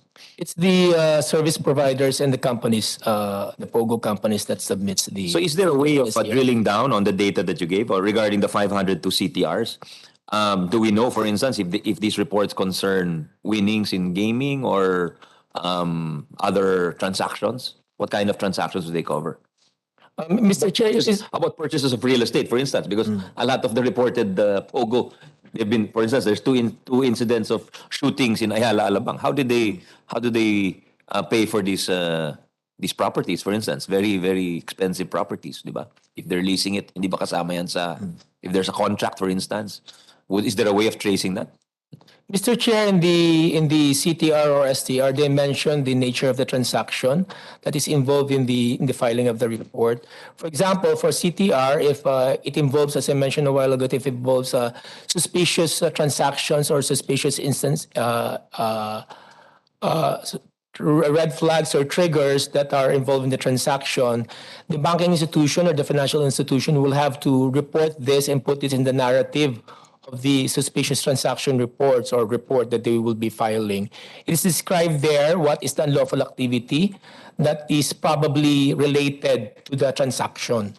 Kung meron pong unlawful activity or crime being committed in relation to the transaction, i-report po ng banko yun or ng financial institution. But how come a banker told me once they're not allowed to take POGO money? Parang they wish they could take the money of POGOs, but they're not allowed to. Are you aware of any regulation which prevents that? Maybe that's just an internal thing to the bank. I don't know. But it was I cannot name for obvious reasons the person who made the remark. But sabi niya, they only wish they could take that money because it's a lot of money circulating in the economy. So it would add to their loanable funds. No. So, but is there any banking regulation which prevents a bank from accepting money from POGOs? I don't have personal knowledge regarding any bank denying any opening of account from POGOs, but I believe this will be related to their conduct of due diligence regarding their customers. And due diligence is starts with the possible opening of an account by for example, in this case, it's POGO or the service provider or anyone involved in the operation of gaming or casinos. And the bank has its own policy regarding the conduct of due diligence. If they think that customer is high risk, based on their own rating of high risk customers, they can conduct enhanced due diligence or even deny the opening of the account. That is possible, but this depends upon the policies of the bank and depending also on their money laundering and terrorism financing program that they are conducting in the bank. Okay, let's go back a little bit since you mentioned that it's the banks who are supposed to report any of these transactions. Has a bank reported that narrative, whatever, the one you said earlier? Have they mentioned any involvement of POGOs in any of the reports they filed by banks? Mr. Chair, I cannot disclose po specifically if the contents po of these. Not the contents, but just a large. Just without revealing any identities. Yes. But what is the pattern, for instance? Because if these POGOs are making major purchases or any transactions which are supposed to be made, and you said the banks are supposed to report them, then we want to know if there's any reporting being done. I believe po there are some reports involving POGOs or casino or any entities involved in the casino sector. But I still will have to check whether there's statistics regarding of the number of these instances where they are being reported in our STRs. Please get back to us on that. Yes, po, Mr. Chair. So I suppose this would be outside the 502 CTRs filed by the ISPs, no? Yes, sir. Hindi siya kasama dun sa 502. Because it's a bank, eh. So, di ba? Yes, Or do you Mr. Chair. consider banks as part of the service providers? It doesn't include banks, Mr. Chair. Okay, so you have These are the service providers of POGOs or the casinos. right. So you'd have to look outside, no, for that data. Yes, Mr. Chair. Sige, anything Anything Pogo related, we'd like to know because we're taking a look at the industry as a whole, in aid of legislation, in aid of policy making. Is there anything to your mind, Director, that and to our OICs that you see that would help Congress, for instance? Do we need to amend the law in any respect? Anything, anything that would aid us in regulating this industry, for instance? Right now, Mr. Chair, specifically for the AMLA or any laws related to the AMLA, AMLC, Mr. Chair, we don't need any amendment of our laws or the AMLA, considering that we have on the technical side of the gray listing of the Philippines, we have complied already with the amendments and legislations regarding the AMLA, the ATA, and the TFPSA or Terrorism Financing Suppression Act of the Philippines. But we have already also mentioned this in previous Senate hearings that regarding POGOs that we have conducted a study before, but this was an old study in 2018 that despite the recognition as one of the contributors and drivers in economic growth, the casino industry accounts only for 1.4% of the economy. And taking the gross revenue from 2017 to 2018, internet-based casino sector accounts only for 2.5% of the gross revenues of the entire casino sector. And for internet-based casino sector, it only represents 0.03%. Last two statistics you mentioned. 1.4% of the economy, what did you say after that? The casino industry accounts for about less than 1.4% of the economy. Okay. Taking the gross revenues from 2017 to 2018, internet-based casino sector accounts only for 2.5% of the gross revenue of the casino sector. As of 2017 and 2018. Up to 2018. But that predates the explosion of the POGOs. The explosion of the POGOs came 2019, 2020. Yeah, Mr. Diba? Chair. So I'm sure hindi na 2.5%. Yan. Yes, it's different. It's much bigger, di ba? And hence, the internet-based casino sector represents only 0.03% of the economy. That's based on our study in 2018. Who made the study? This is a study of the AMLC in 2018, Mr. Chair. Okay. From our Detection and Prevention Department. How about why was that study done? What's the trigger for that study? This is part of the part that we are conducting a regular risk assessment of different sectors of our covered persons, and this is part of that conduct of risk assessment of the casino sector. Can you not do a study again so we can update ourselves? We can update for the study, Mr. Chair. Sige, can you? Could you update that, please? Yes, I think that's very useful. At least it gives us a perspective of the size of the industry relative to the economy, di ba? Because there's a lot of things being said, both for and against, no? So, how long would it take to do that? Mr. Chair, I cannot say how long, but perhaps, Mr. Chair, a few months. To conduct a study. Sige, I think that would help. That'd be very helpful. Would you have any idea how large this online gaming are in? What are we the biggest, for instance, in the world? Who has the biggest online gaming sector in the world? Any idea? No. May alam niyan, ano? No ideas of this moment, Mr. Chair. You're not really the expert there, so I can't blame you. Sige. How about sila, Director? Anything to say on the POGOs? Ano yan? Mabuti ba yan sa atin? Masama? Ano bang dyan? Anong tingin niyo? Are they difficult to monitor, for instance?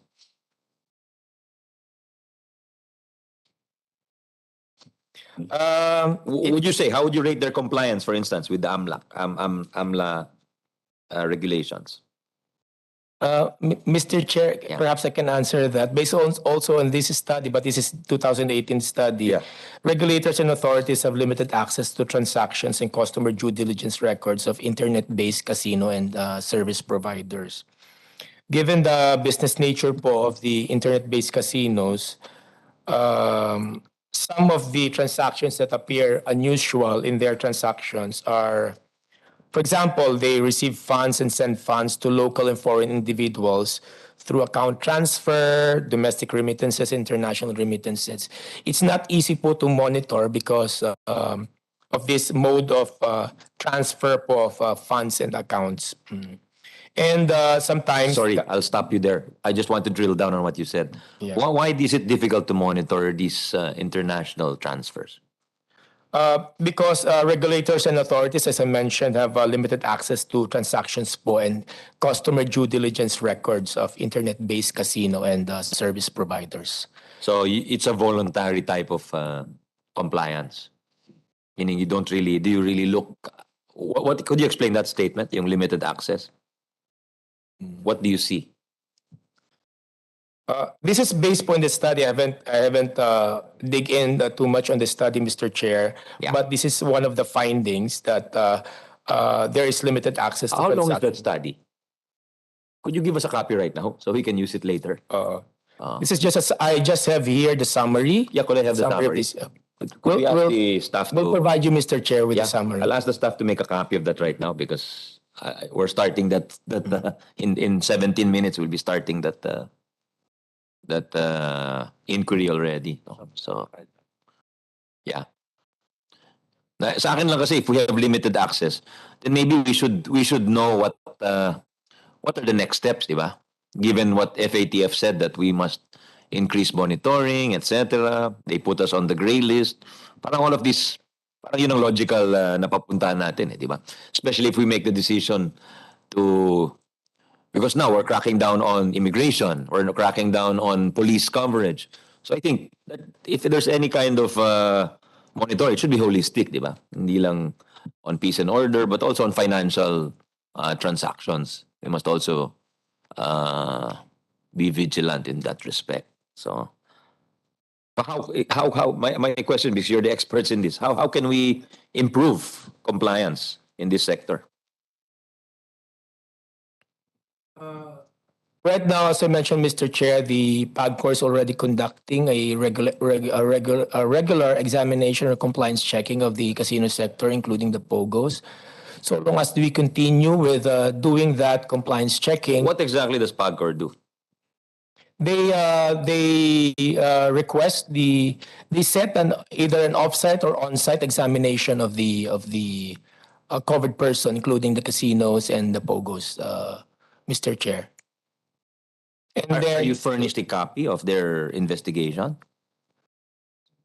Mr. Chair, I believe the reports being produced by the PAGCOR is confidential po in nature.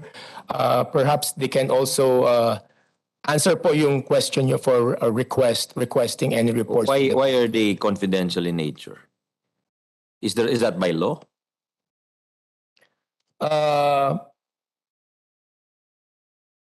Sa AMLAC po kasi everything that we every report that we issue po are confidential in nature because of Section 8-A. Since But the report is it confidential between regulators? You don't get a copy? we get a copy po. They share to us the copy because we need that copy po of their findings and report for us to issue the necessary certification. Okay. So yung CTRs, for instance, were those filed with you or with PAGCOR? It is filed with us, Mr. Chair. And does PAGCOR receive filings aside from the ones filed with you? No, Mr. Chair, because we are the FIU po, sa amin po sinasabit po yung mga CTRs saka STRs. Okay. And data on STRs, parang hindi tayo nakompleto kanina. You mentioned 502 CTRs. Ilan yung STRs?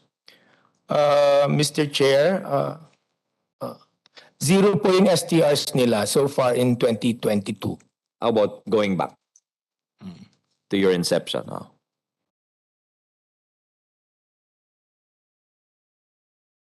We'll have to check our records, Mr. Chair, regarding the STRs filed since our inception. Sige. My request is it's fairly urgent for obvious reasons. Pero for information po, Mr. Chair, yung covered casino sector kasi as covered person started only in 2017. Right, Because of right. the amendment po. Okay, so we don't have to go earlier then kasi wala naman tayong information then. No? So anything from 2017, from the time of the amendment, that's right. It's a good point. Oo.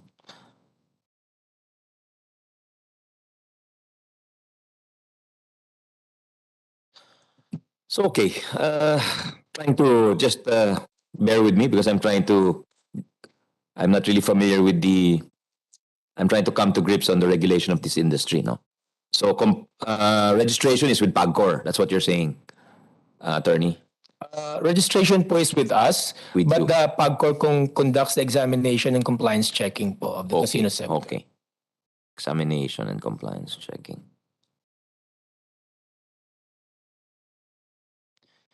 And what else do you do aside from receive the 8 CTRs and STRs? What's the participation of AMLC with respect to the industry? We also issue in relation to the POGOs and the casino sector, we also issue the certificate of registration in favor of those POGOs and casino sector. And also, based on the finding of the PAGCOR regarding its compliance checking and examination, if there are findings, we can issue a list of uncooperative covered persons. Uncooperative covered persons, ito po yung mga hindi nagre-register po sa AMLC. Have you done any of those?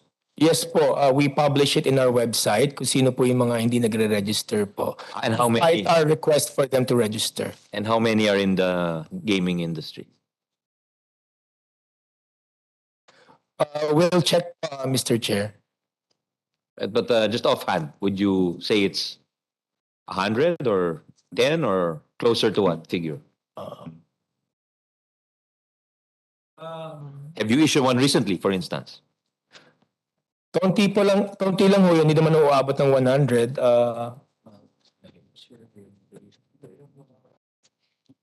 And they have not registered with you. That's why they're considered an uncooperative covered person. Yes, Mr. Chair. No registration. So I assume walang registration, wala ring ano to. Mr. Chair, the figure is 6 uncooperative 6. POGOs. Okay. 6 POGOs that are on. And that you're saying that's on your website. Yes, Mr. Chair. So can you check on that, please? I'll ask the committee staff to check on that. And how did you know they are uncooperative covered persons?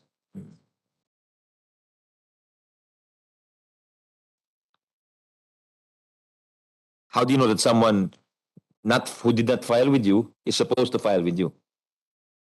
How did you discover that fact? Our compliance and supervision group of Mr. Chair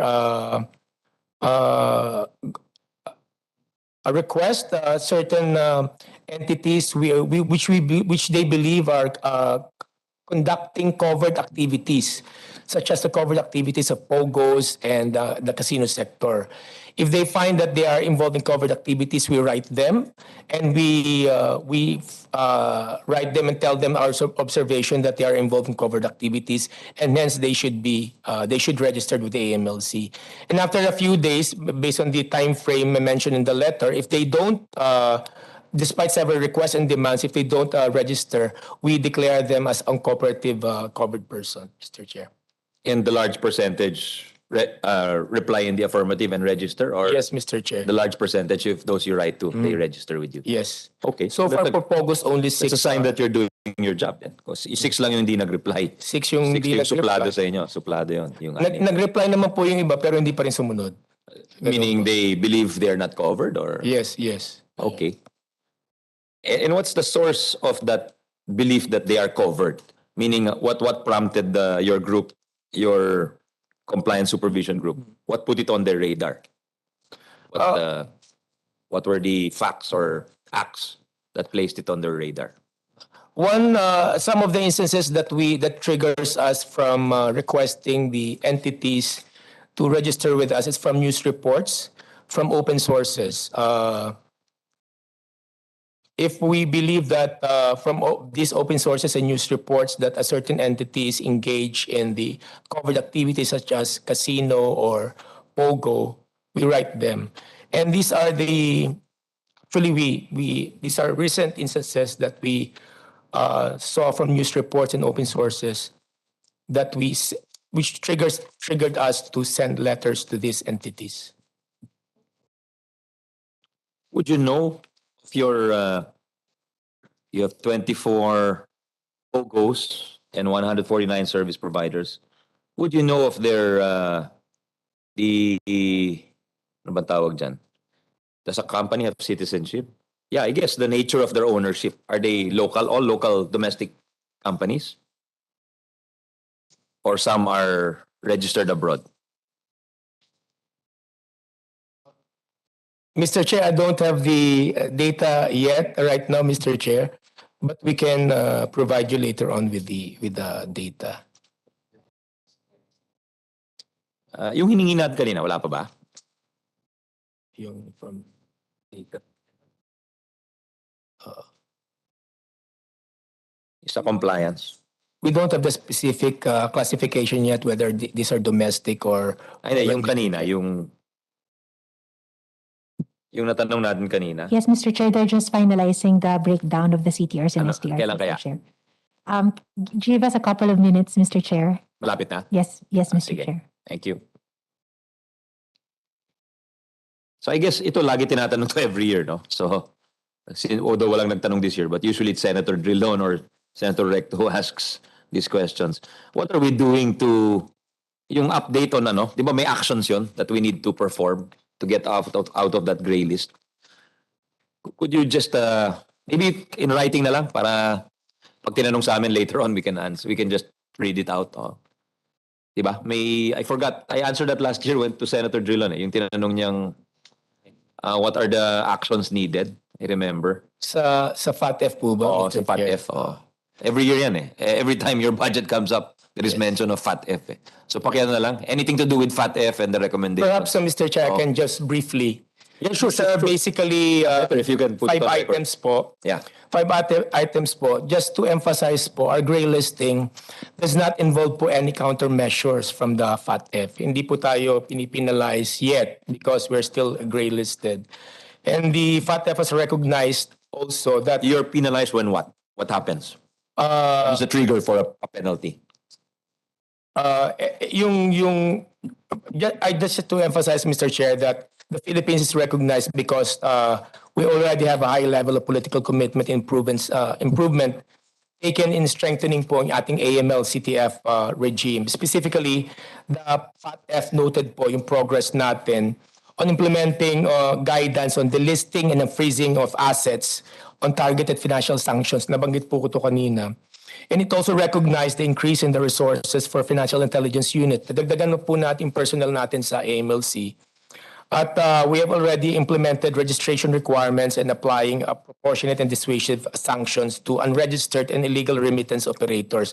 Ito po yung kanina sinasabi namin, we compel covered persons to register with us. And also we increase terrorism financing investigation and prosecution capacity. Basically, ito po, we have been rated compliant po, saka largely compliant. Kaya po, wala pong in-expect ni any countermeasure against the Philippines since ano naman po tayo, gray listed pa lang naman po tayo. What is the source? What does that mean exactly, gray list? Siguro if you had to explain it to a layman. Why are we on that gray list, for instance? We are in the gray list because the FATF still observes that it is important for us to continue to comply with certain action items and recommendations. We can provide you po the detail. Provide mo na lang ano pa yung recommendations that we have to comply with. So we know what we can do going forward. No? So yun lang naman. We'll request that nagkataon maraming tanong because we have this ongoing investigation sa POGO. So I'll ask kukulitin na lang kayo ng committee staff with your indulgence, no?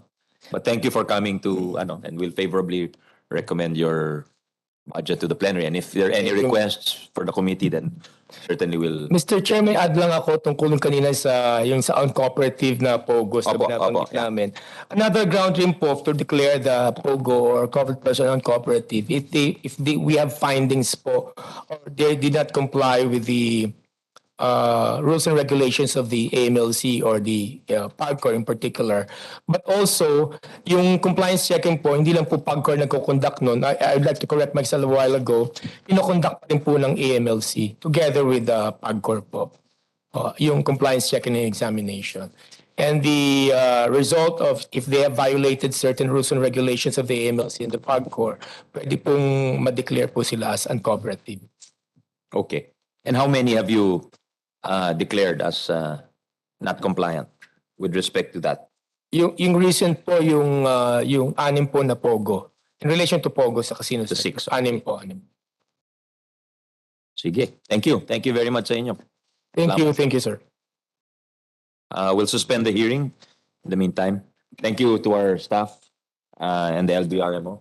Director Irene, salamat sa inyo. Comsec, thank you. Meeting is suspended.